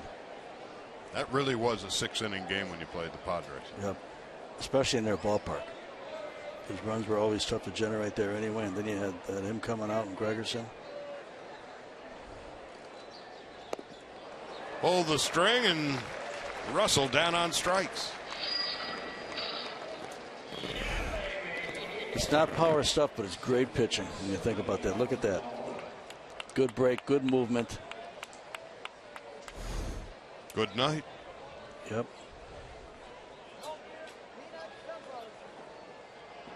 Now Almora is the batter. 2 doubles and 2 runs scored and 2 RBIs today. He was a last-minute addition into Madden's lineup. That Caesar was supposed to start, and he was a scratch. 1 ball and no strikes.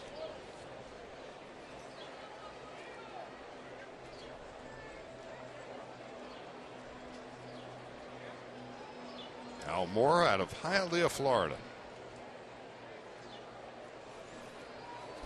Played at single and double A last year for the Cubs. He's just 20 years old.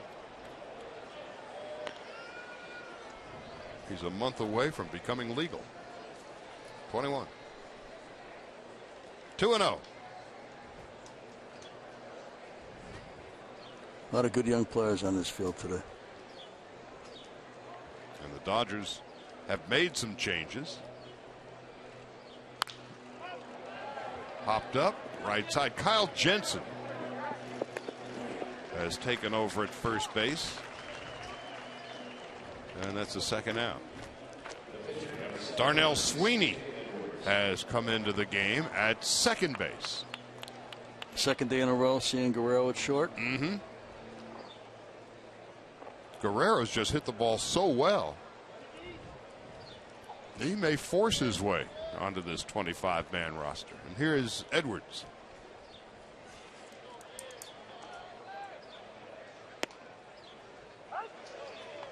C.J. Edwards.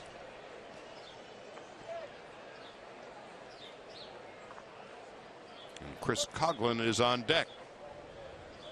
So far, so good for Adams. This is his second outing.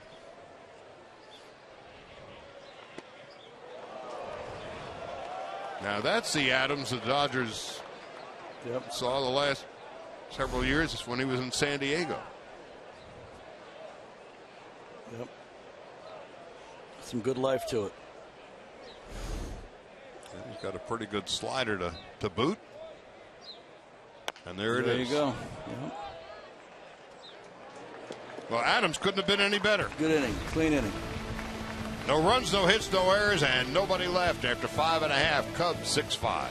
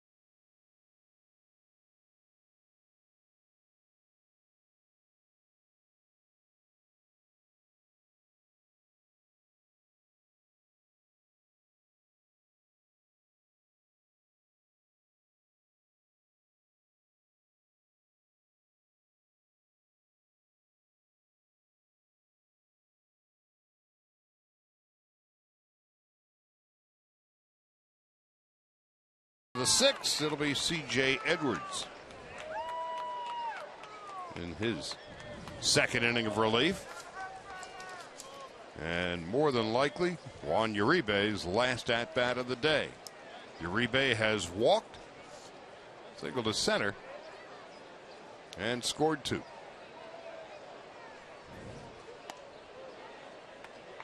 In and out of the glove of David Ross, 1 ball and no strikes. It'll be Uribe, Peterson, and Ellis.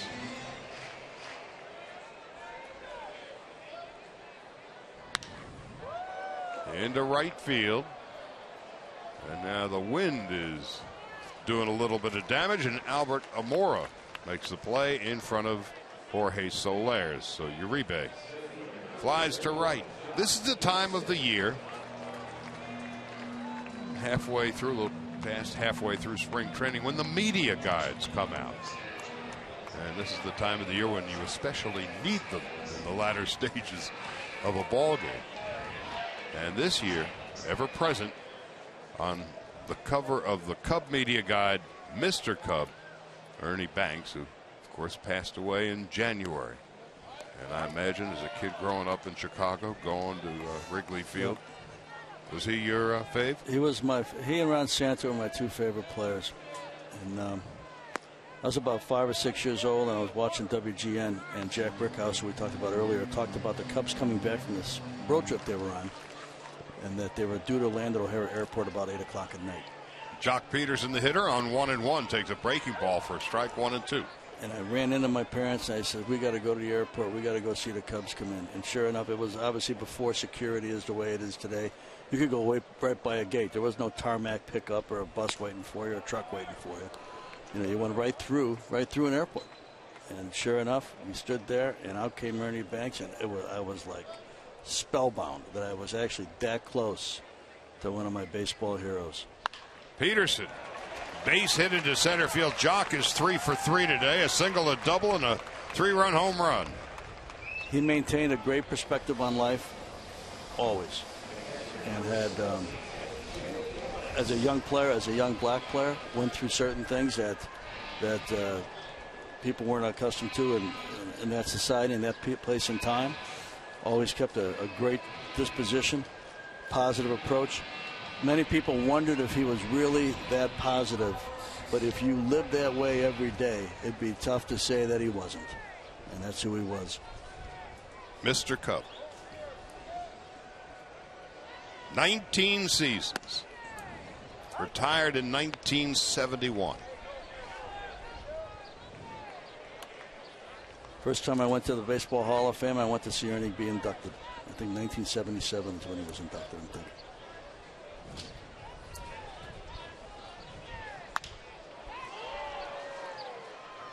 Into right field. Then I had the honor, while being the GM of the Dodgers, Ernie had moved to the Los Angeles area. And he would call once or twice a year and come out to a game, and he'd sit in my office for a half hour, 45 minutes, and we'd talk baseball. And it was never lost on me that here it was 50 years later, my idol, calling me, coming wanting to talk baseball in my office. Yeah, and pinching yourself. I felt the same way with Duke Snider. Yep. And Duke would come into the booth and spend time. And he was the guy. Alex Guerrero hits it on the button, but right at Soler. And tied into a nice little package. That's what Rob Manfred was talking about. Exactly right. Passing that down generation to generation. We'll go to the 7th. Cubs 6-5.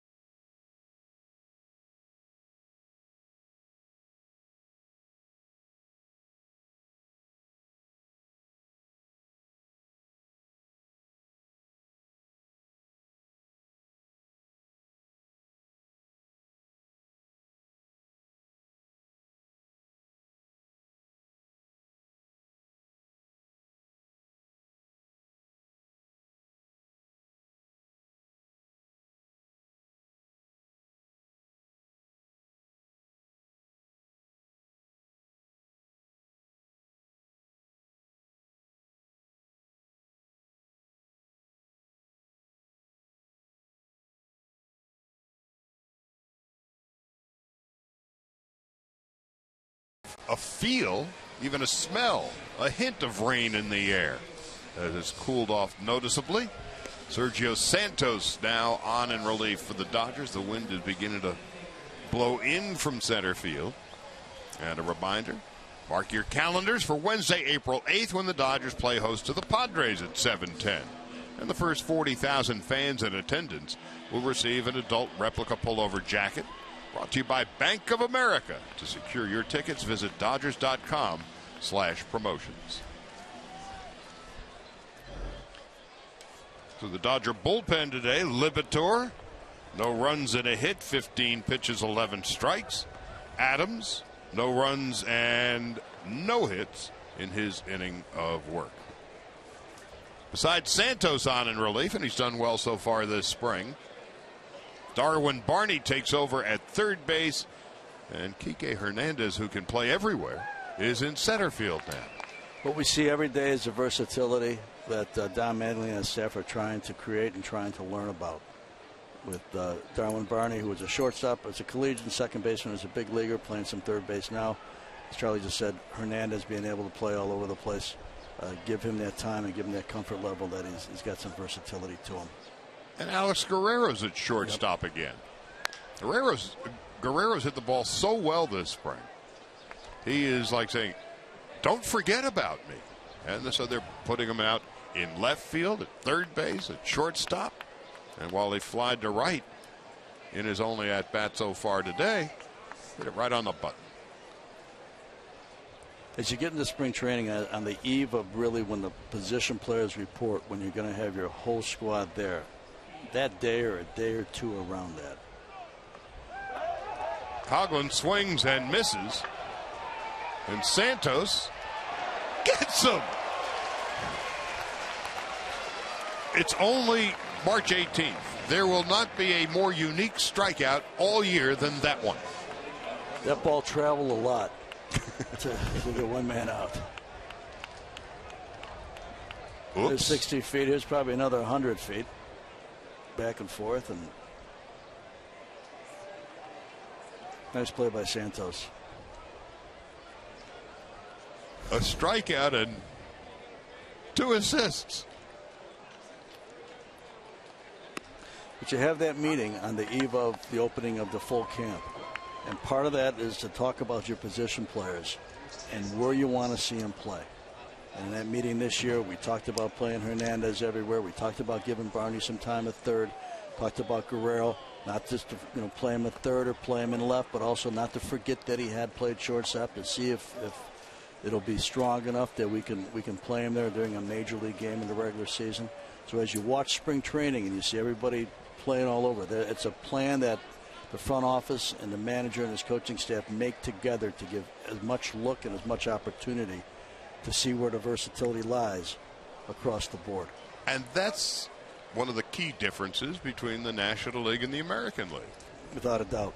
In the National League, our benches always had versatility to them. And it's tough to carry a player in the National League that can't play a defensive position or can only play one. It's almost impossible, except for your second catcher. Into right field. And the wind now playing a bit of a role. And when you have a team that's versatile like that, we all know that the second catcher doesn't get a lot of time unless there's an injury. If he's pinch hitting, it's like midnight. You're like 15, 16 innings in if he's pinch hitting, unless there's an injury to somebody. So when your infielders can play the outfield and an outfielder or two can play the infield, a manager isn't afraid of using that last position player besides the catcher. Because if you're too limited on where people can play, you've got a second catcher you're not going to use unless there's an injury, and you've got the fourth reserve player that you're not going to play for fear of running out of people who can play different places on the field. And you're able to double switch and do all sorts of things. So, as you point out, Barney, a Gold Glover at second base, played collegiately at Oregon State as a shortstop, is playing at third. Alex Guerrero, signed initially as a shortstop, didn't do too well at second base, is back at short. He's played in left. Darnell Sweeney at second base, switch hitter, and also plays the outfield. Part of our thought process last year with Darnell, because we really liked the bat, was to give him more opportunity to play in the big leagues by having him play some center field. And maybe he ends up staying at second base for the rest of his career.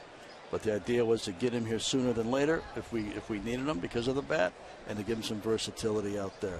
But when you look around, I mean, Scotty Van Slyke can play 3 outfield positions plus first base.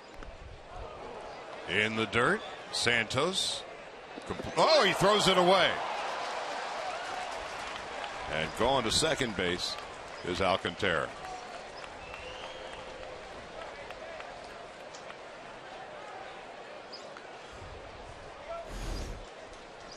See a good block by AJ, kept in front of him, got a little bit too far away from him. And the throw by Santos was between the first baseman and the runner. Looks like AJ is getting a visit there by Greg Harrell.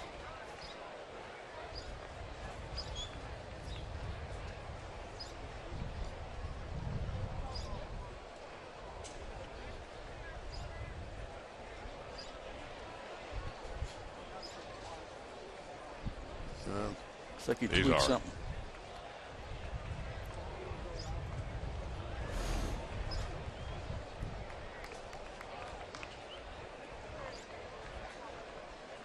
Bounded just a little bit too far away from AJ for him to make the play. And then the throw was in a bit of a dangerous spot. First baseman doesn't want to put his hand in the way of the runner. Certainly not at this stage of a season or a spring.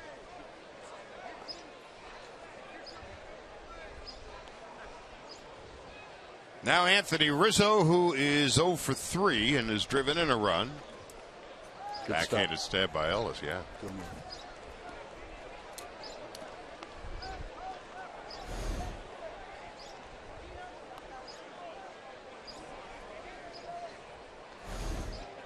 Sometimes you got to make like an infielder.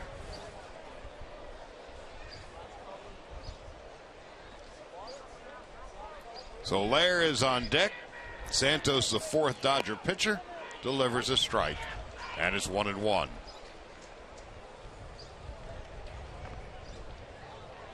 Dodgers and Angels tomorrow. 1 o'clock, Sportsnet LA. Brett Anderson and Andrew Haney.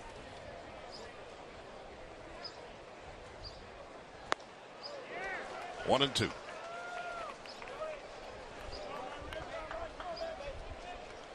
And then there's talking about versatility. Kike Hernandez can play everywhere. And at the moment he's in center field.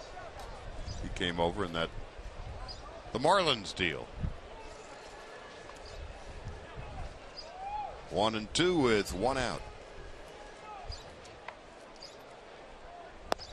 Just slow.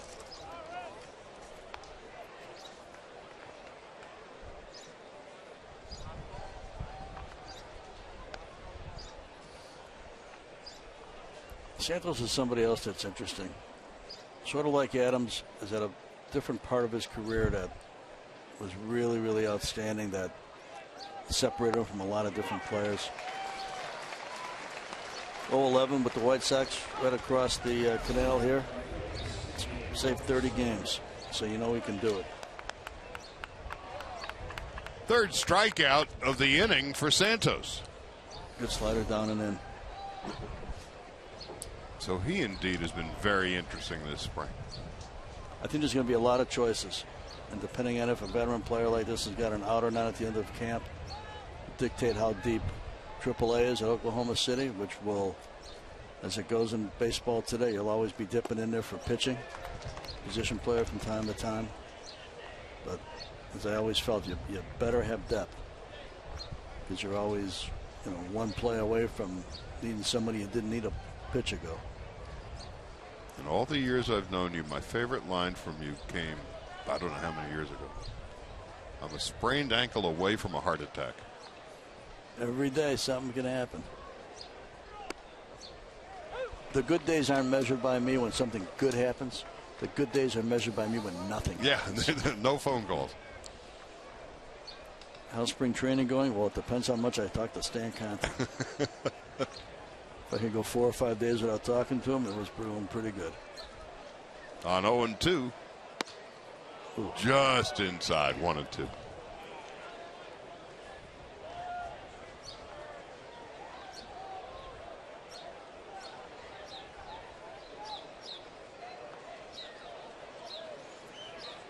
So he's got a pretty good open stance. 1 for 3 today. Looped into right field for a base hit. Rounding third and coming home is Alcantara. So it's 7-5 Cubs. The strikeout and the wild pitch and the error contribute to the run. Fastball down, sees it down, takes it the other way. We've seen a lot of hitters in the last couple of days that are taking the ball to the opposite field. Whether or not they can maintain that during the course of a season. But we've seen a lot of good hitting in the last few days. A lot of smart hitting where you don't try to do too much with it. So the Cubbies lead by 2 again. And La Stella takes a strike, and it's 0-1. Little wind kicking up here, Charlie. Wind's changing direction. Typically that means you're going to have a little weather. It smells like rain, but it's not here yet.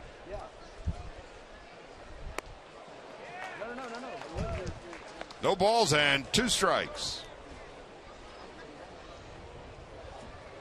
Soler, who's at first base, has reached safely in each of his 8 games played this spring.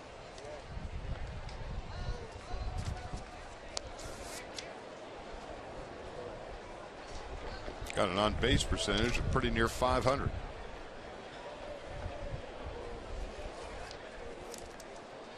Coughlin a home run today, the 20th home run hit by the Cubs this spring, and a base hit into right field.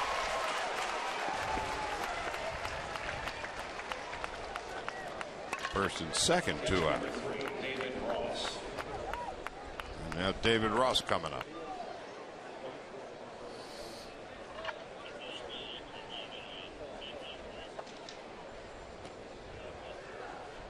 Ross, one of those old school players.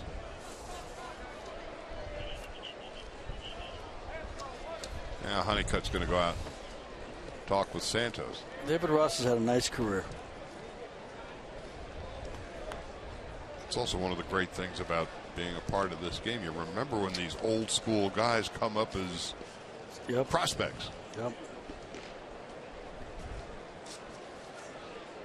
It's gone from somebody trying to make a club, trying to get established, to somebody now that's valued as a winning type of player that can help a veteran team win or help a young team like the Cubs are building get their feet on the ground and get settled into a good spot. I'm sure that he'll be used many times this year as somebody that can calm an anxiety down from one of the younger guys. It's imperative to have players like that.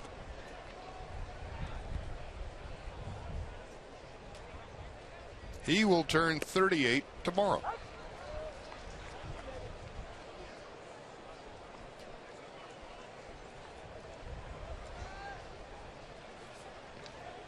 The 7th round pick of the Dodgers back in 1998.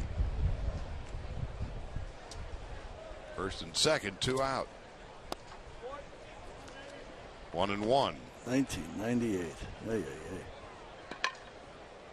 Ay, ay, ay. Baseball term, huh? That was a while back. Yeah.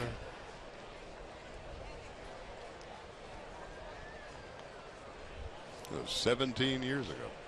Here's the 1-1 breaking ball. 1-2. Under his hands, good pitch. You got to be careful you don't miss on that pitch, though.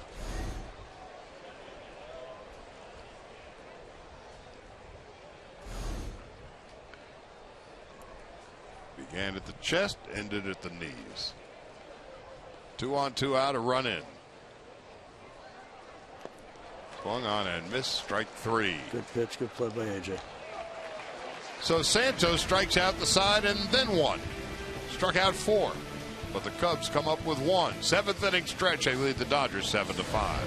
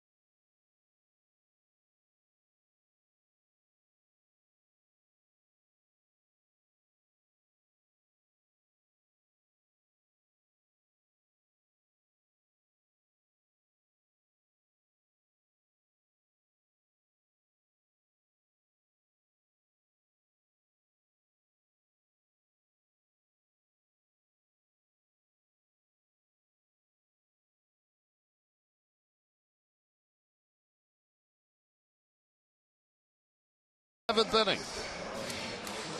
You're just in time to watch Scott Schebler with his first at bat. Pedro Strop is now on in relief for the Cubs. Strop, who came over with Arrieta from Baltimore and that Feldman deal we talked about earlier.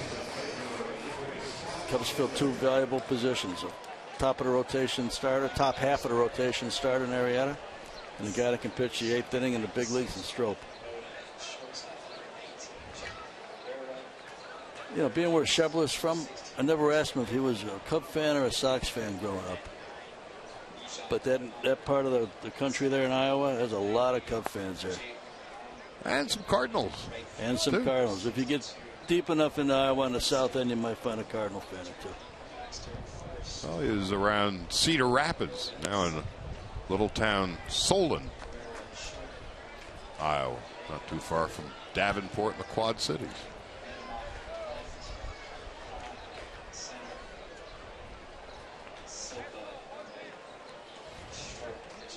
Cubs have made a bunch of changes here, and Schebler into right field.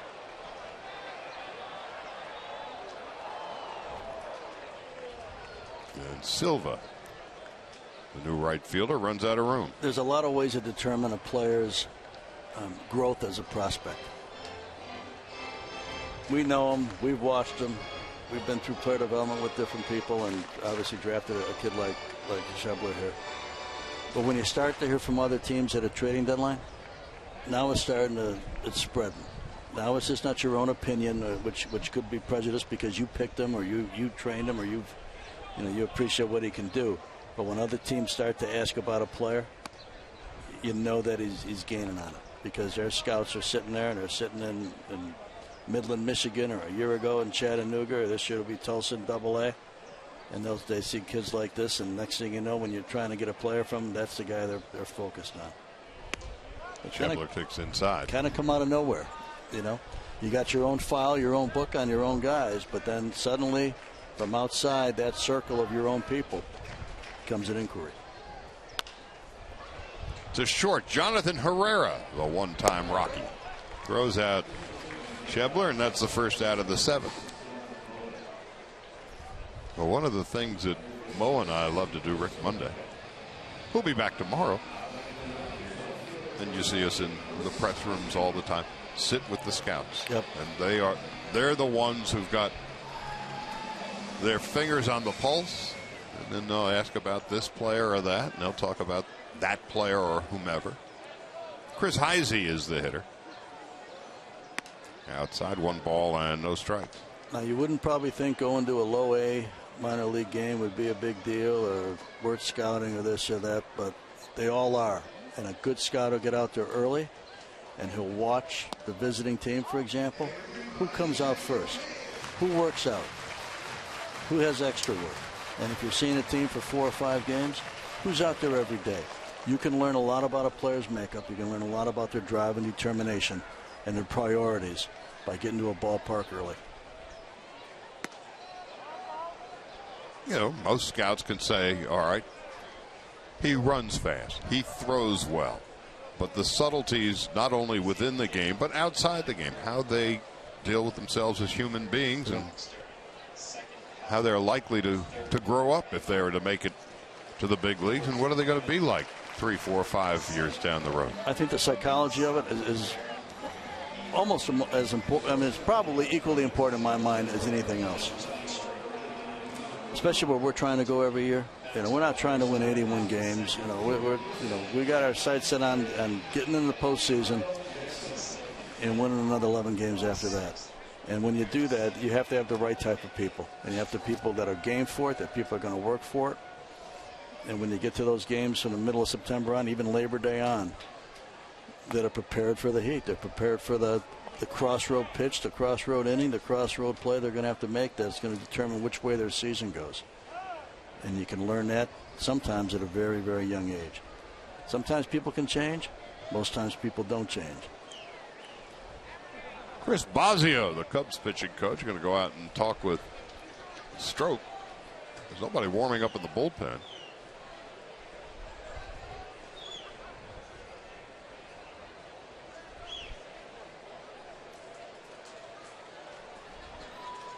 So Strop is getting a good long listen.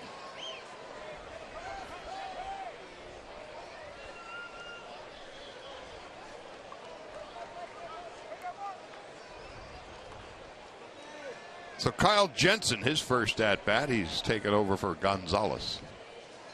Came in, pinch ran for Adrian in the 5th. There's a strike.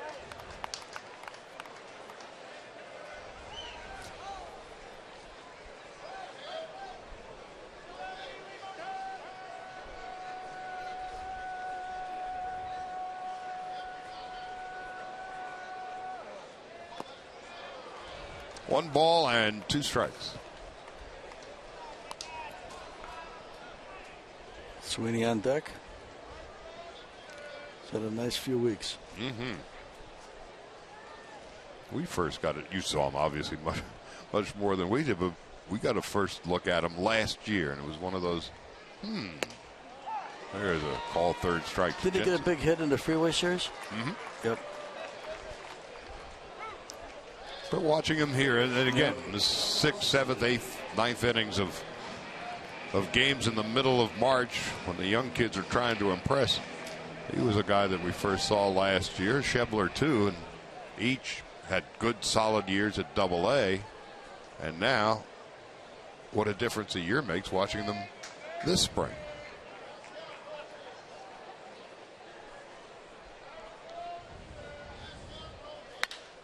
And he drills a base hit into right field. This kid can hit. You know, a year ago, Sweens and Schebler. Let's watch this here for a second. Good stroke on a ball that's just low and in, but over the strike part of the plate. This does what you're supposed to do with it. First time a kid gets into camp, it's really kind of feel their way through it a little bit and experience it, and they really don't know what day-to-day brings. Second time in, especially when they've had the seasons that Scott has had, Sweens has had at Double-A level, now they're trying to make a real impression. Their comfort level goes up, and the more confidence that they can have on a field, in a workout, with conversations with coaches where they understand the conversation, they understand where they're at, the faster they grow. Andre Ethier 1 for 3 and a run scored today. 7 runs, 11 hits for the Cubs. 5 runs, 10 hits, 2 errors for the Dodgers.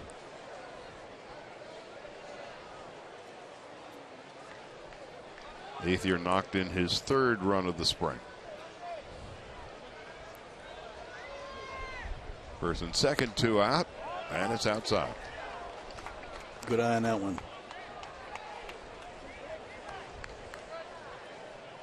There's a pitch that's enticing, but if you're hitting it, you're probably going to ground out the third base on it.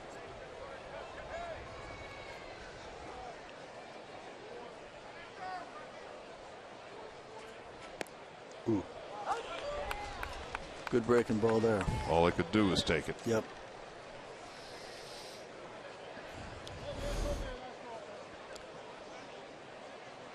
Yep.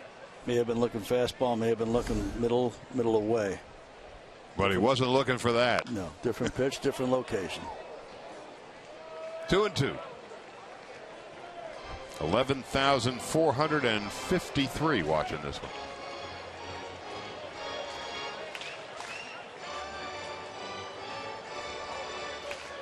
Dodgers and Angels tomorrow. We'll be back on the air on Sportsnet LA at 1 o'clock. First pitch at 5 after. On 2-2. It gets past Ross. And now the tying runs are in scoring position with 2 out.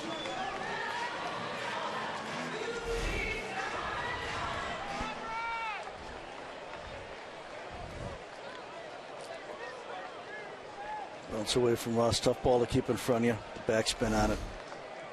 Gets away far enough that both runners can move up. Good situation for Andre. Could tie the score with a hit. A full count pitch.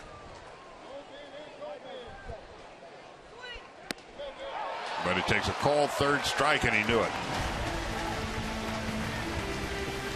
No runs, 1 hit, 2 left. We'll head to the 8th with the Cubs leading 7-5.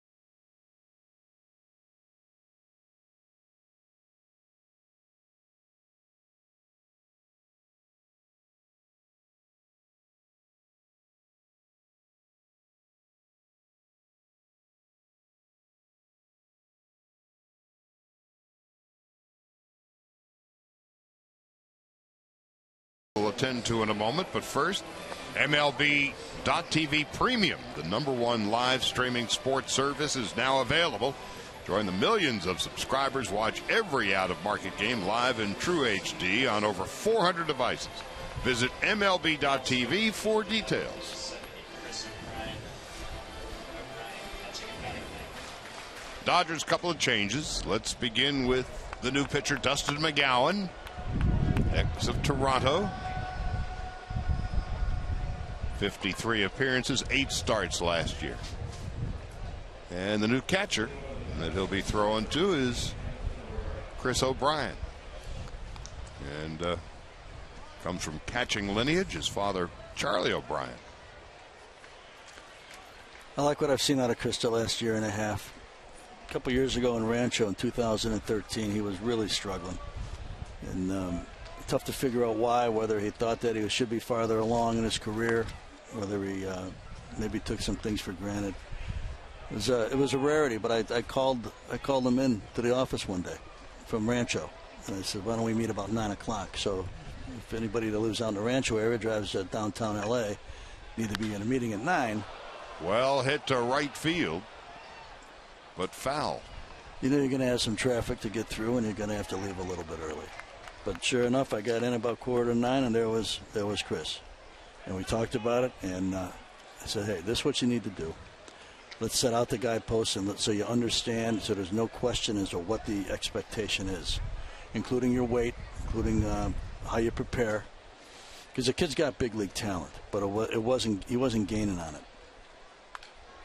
And I said, if you want to come to Young Guns Camp, which is a camp we have in January for our prospect pitching, you want to come to that and you want to catch, and you want to come to spring training as a non-roster player. His eyes lit up because now he was back on track and back in our good graces, so to speak. And to his credit, he did. He worked on his weight. He worked on his strength. He's always had a good mind for catching. He's got the talent for it. He's got the arm for it. But he just needed to start to put it together. And last year he had a real good year, hitting the 260s, Double-A. We had, I think, Kershaw pitched in Double-A last year on part of his rehab. And I'm pretty sure that Chris caught him. And when he came back, he was raving about the young man behind the plate and how he managed the game. So between him and Barnes, I think we've got a really good 3 and 4 guy in the event that one of the other guys goes down. Well, if he didn't put his glove up, McGowan would be drinking soup for a week.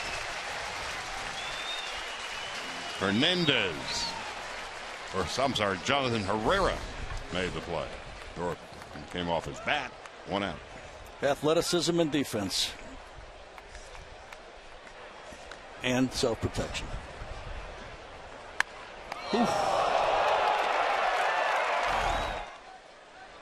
So it was no accident that you wanted him in the office at 9 o'clock in the morning? No accident. I figured, you know what, that way he can he can get there as soon as possible. And then think about getting there and understand that, hey, you know what? There's a lot of people that aren't blessed enough to play Major League Baseball. Sweeney makes a nice play at second base, fighting the wind. And they're going to work, and they're driving to work, and some are driving an hour or two every day to go to work. So it reminds me, years ago, the great boxing trainer, Teddy Atlas, was getting Michael Moorer ready to fight George Foreman. And we're sitting in the lobby of some hotel, I think it was in Palm Springs. And it was about 8 o'clock at night. He said, I got to go to bed now. I said, okay. He said, I got to get up at 4 in the morning. Michael's got to run. And so I asked him as Atlas was leaving, that why do fighters run at 4 in the morning? And he said, because they don't want to. Yep. And he said, you have to be disciplined. You have to do stuff that you don't want to do. Yep. And it was a great lesson. Probably dampens the nightlife a little too. Tough getting up and running at 4 in the morning if you've been up till pretty much the same time. The other side of the coin is if you're training for a heavyweight prize fight championship, there is no nightlife until the day after.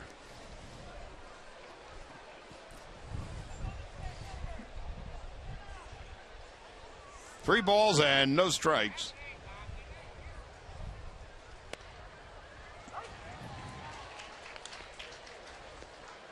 Kyle Schwarber is the hitter. This young player we spoke about a little bit earlier in the game, 4th pick in the draft last year, probably the best college hitter in the draft from what we know. Well, shows why.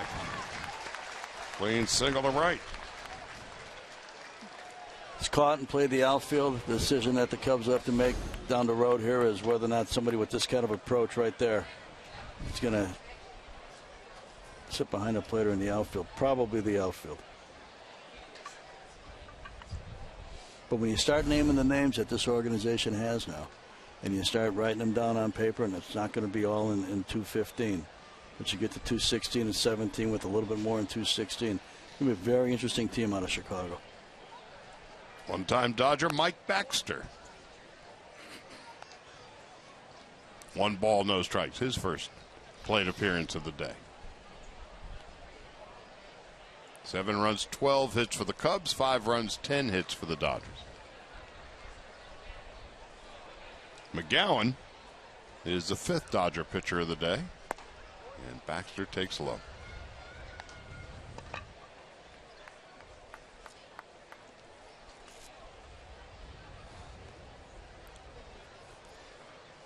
Besides the infield competition we've talked about and the bench competition, the bullpen's got a lot of different moving pieces to it, I think, especially with Kenley out.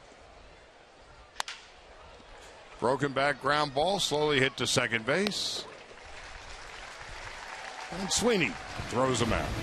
No runs, 1 hit, 1 left after 7.5, 7-5, Chicago.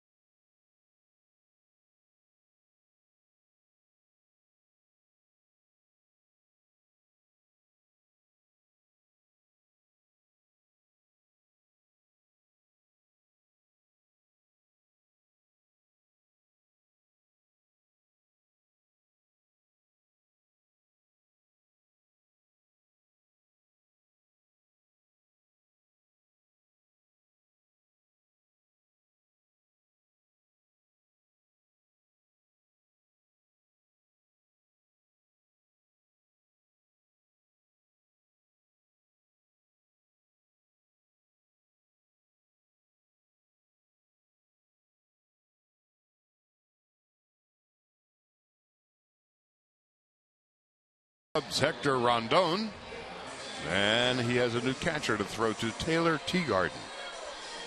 Well, Rondon,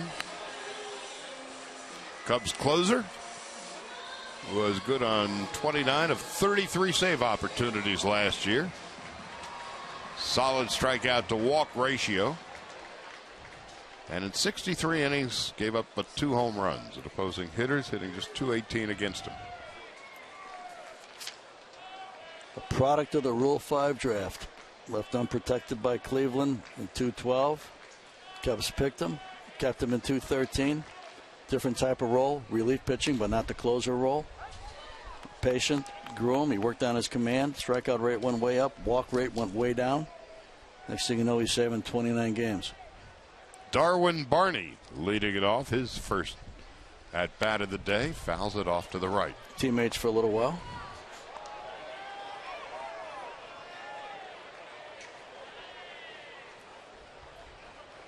Barney turned out to be a perfect pickup for the Dodgers.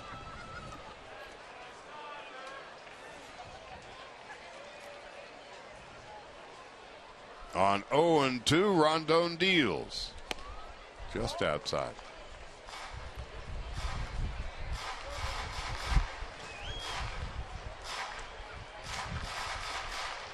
Kike Hernandez is on deck.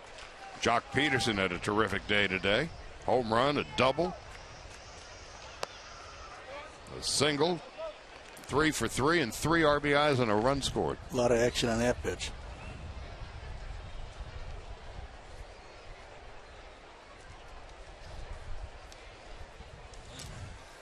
Rondon on 2-2.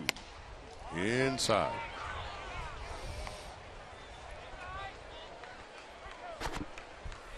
Rondon from Venezuela, 6'3".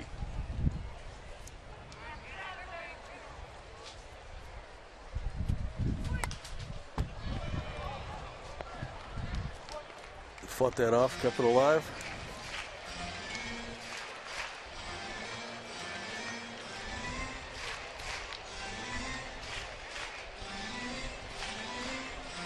Dodgers and Padres open on Monday, April the 6th at Dodger Stadium.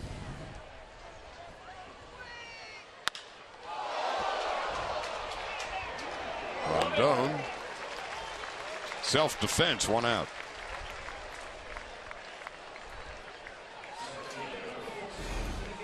But there are going to be a lot of moving parts between now and then, Ned, in terms of putting this 25-man roster together.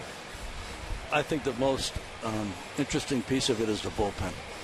There are so many good arms there. There's a variety of youth, and there's a variety of experience, and people that have saved a lot of games, people that have been tremendous setup men. And with Kenley out, and hopefully J.P. Howell's okay, I think you could almost put any combination together many times to see what it's going to look like when you get to 1st of April or April 5th or 6th, whatever the first day is. April 6th, Monday. And we all know the bullpen is such a key component to it. And we won 94 games last year, but we also struggled in that pen. And we struggled in that pen in the postseason. It cost us there too. And it's the most volatile group you have because not always does prior productivity reflect what's going to happen, both on the good side and on the not so good side. So having choices is important. We were really locked in last year and not having a lot of flexibility option-wise. Into right field, slicing toward the corner, and it's a fair ball and a grounds rule double for Kike Hernandez.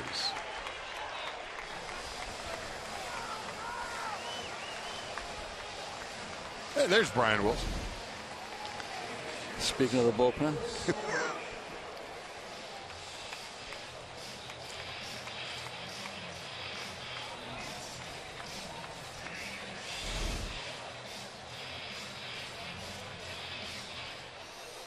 Sean Zaraga.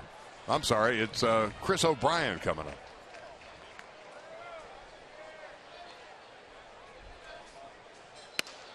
Takes inside. The bullpens are so important to winning now. It's nearly impossible to not have a very strong bullpen and expect success out of your club, especially in our division. So many games are close. So many games are really decided 7th inning, 8th inning, 9th inning, which tells me you better have good defense. You better be fundamentally sound. And you better have guys that can throw strikes and get guys out. And relief pitchers, many vary in their success or failure wildly from one year to the next. Oh, yeah, that's what I said. It's so unpredictable. And sometimes it's wear and tear. It's somebody dying on the sword and pitching 70 games for 4 or 5 straight years. Sometimes it's somebody that's taking a break and in a different situation, maybe a different role. Maybe it's a starting pitcher that moves to the pen and for the first half of the year is a little bit uneasy with what he's got to do and then suddenly picks it up. Or like Kenley's case was a minor league catcher had to be put on the roster. But the offense, we doubted the offense would ever be there, but the arm was good enough that we decided to change him around and turn into a very good closer. Same thing we're doing with Baez. So there's so many different factors, and they come from so many different places as far as what their roles were, what their expectations had become, and where they end up.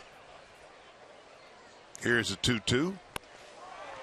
O'Brien down, second out of the inning. And the other side, Javi Guerra exploded on the scene. All of a sudden, he was the closer, and then now you see him, now you don't. Couldn't maintain it. He saved us for a long time when we had a lot of injuries.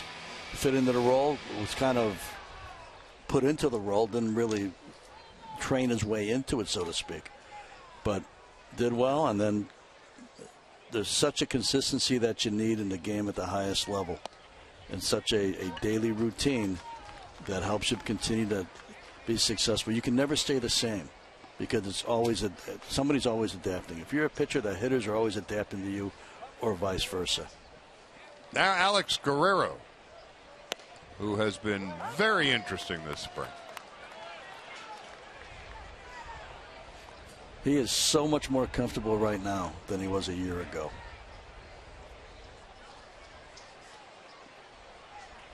He came in with a lot of fanfare. Again, that's the mental aspect of the game. We were talking about it yesterday. Yep. When El Duque showed up in New York, I mean, he loved every minute of it. And his stepbrother, Jose Contreras, came in and he melted. Ended up having a solid, serviceable career. Here's a 2-1. 2 balls and 2 strikes. Well, Alexander came. We asked him to come to spring training early a year ago, and he did. Him and Miguel Rojas both showed up early January.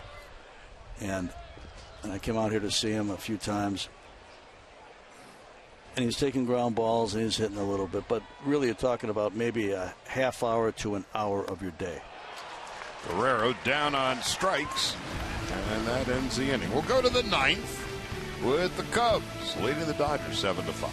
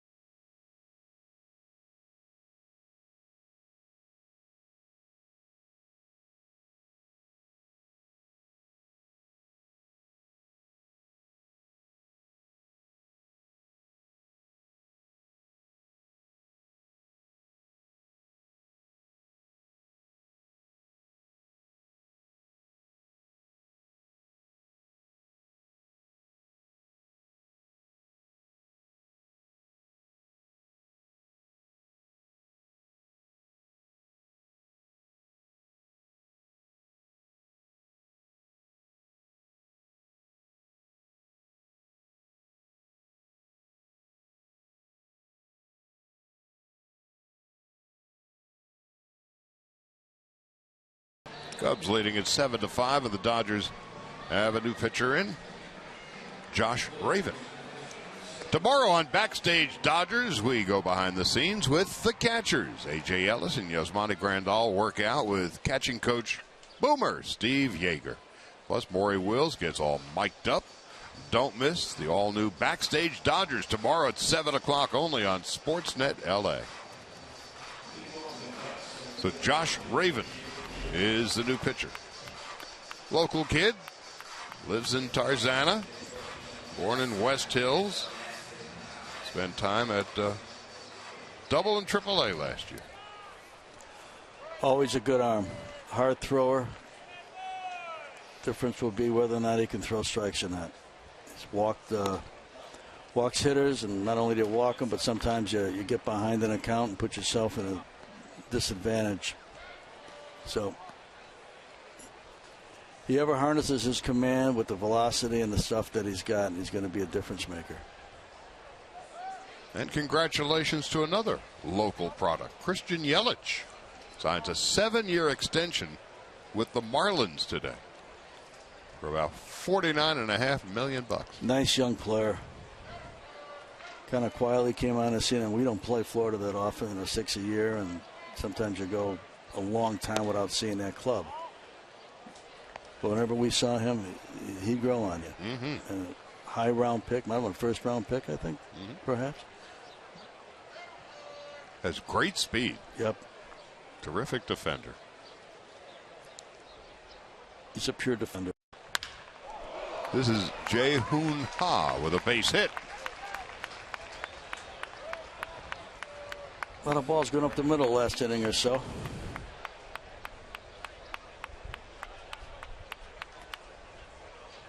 Here's Bijan Rademacher coming up.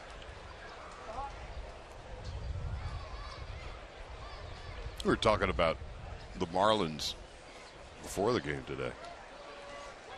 Offensively, that's a really good team.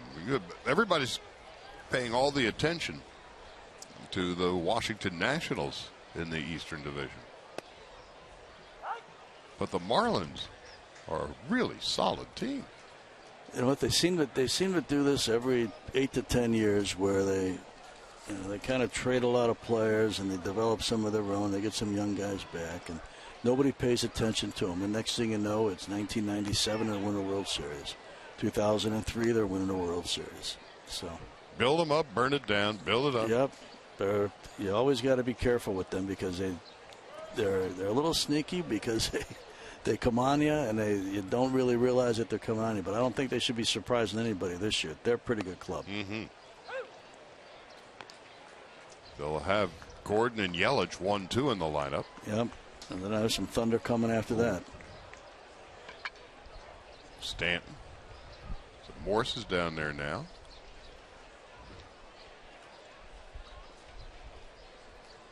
They're going to be a good club. Yeah. They've got good young pitching. Fouled off to the left.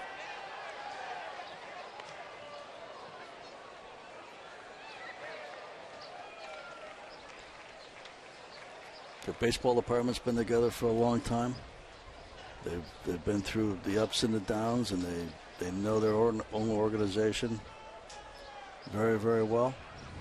More than anything else, looking ahead as compared with the previous 10, 15, almost 20 years. Here goes the runner, swing and a miss, throw to second base, not going to be in time. Rademacher is down on strikes and a stolen base. They are so heavily invested now, the Marlins are, with Stanton among others, and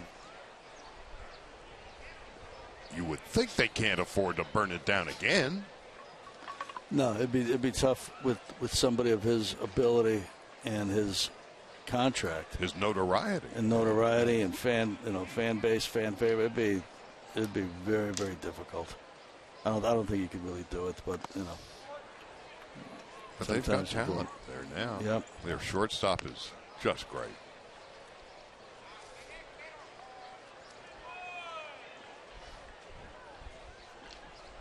You know what? They go piece by piece. And they bring kids up and they let them play and relatively quiet. And next thing you know, there they are. Echeverria is the shortstop. And they got the veteran Martin Prado for. Yep. It's a good fit there. Nice player. Ozuna in center field is a nice player. Yep. Saltalamacchia is the catcher. And they got Ichiro to come off the bench. So they're okay. And the rotation's good. And there's no missing the horse. And he'll be back. Yep.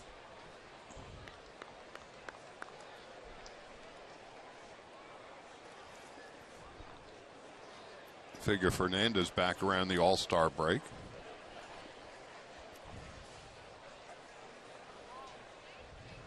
One ball, one strike, and one out in the ninth.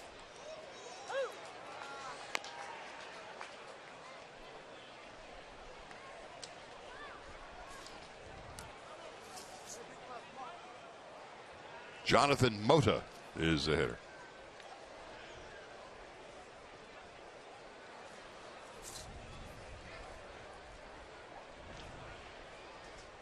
On 1-2. Into right. And that's Heisey. Tagging and going to third. It's 2 out.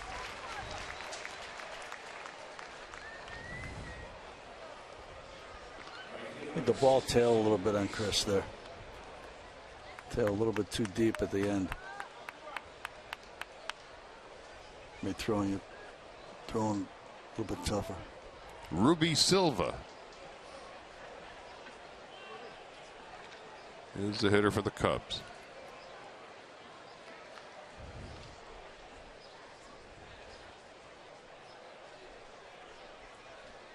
Brandon McCarthy today, 4 innings, 6 runs, 8 hits, 67 pitches, 46 for strikes.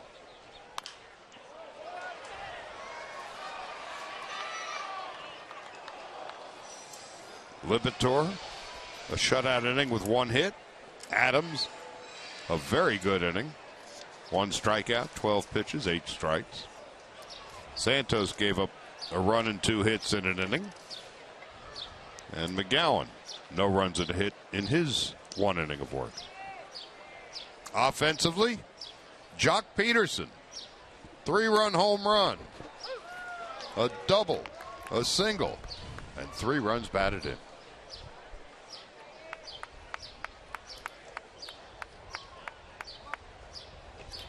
He has just quietly gone about his business efficiently.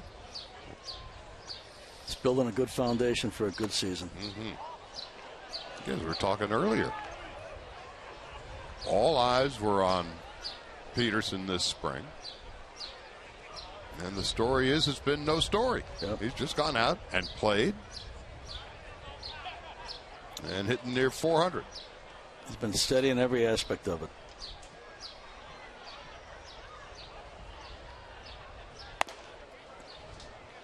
Two and two.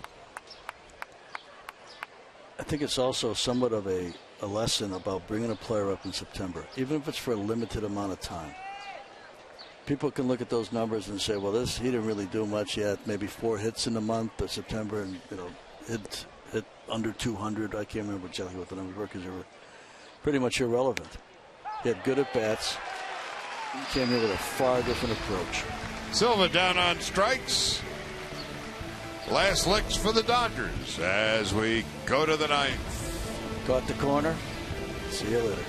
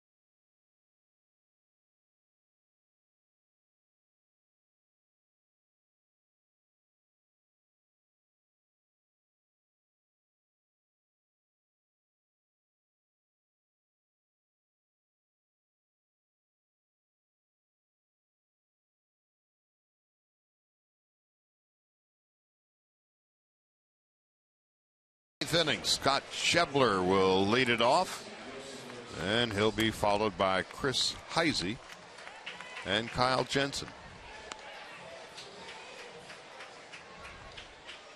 New pitcher for the Cubs is Joseph Ortiz.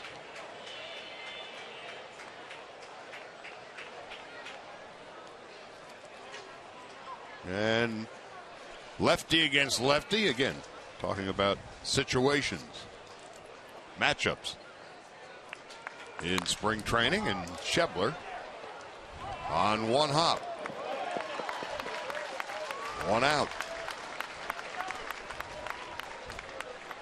Dodger bullpen rather successful today, Ed. Here you see Liberatore, good pitch. It's a 3-2 pitch. Mike Adams trying to come back. Santos, good defensive play here. And the veteran on a major league contract, McGowan. Finally, Josh Raven. So, went through a lot of the competitors for the bullpen, not only for a spot on the team, but also for what role that spot will be. Here's Chris Heisey with one out in the ninth. 1-2.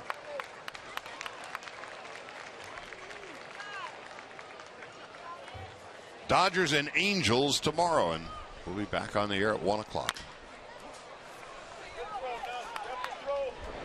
Second out of the ninth.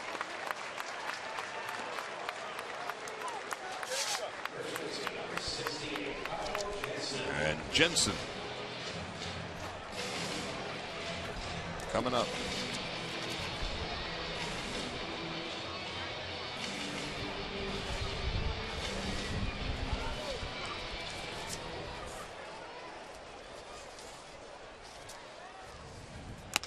Dodgers an out away from but their third loss of the spring. And the Cubs an out away from their 7th win. But Jensen keeps the game alive. Bobbled in center field, and Jensen takes advantage. Heads up base running. Didn't give up on it. Kept it in front of him.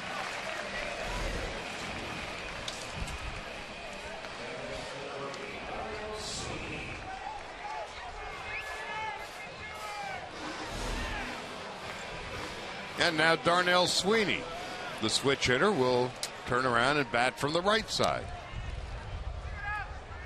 On Monday, from the left side, hit a grand slam home run the other way. Having a very solid spring. This should do it. And it does. So the Cubs beat the Dodgers today 7-5. 7 runs, 13 hits, no errors.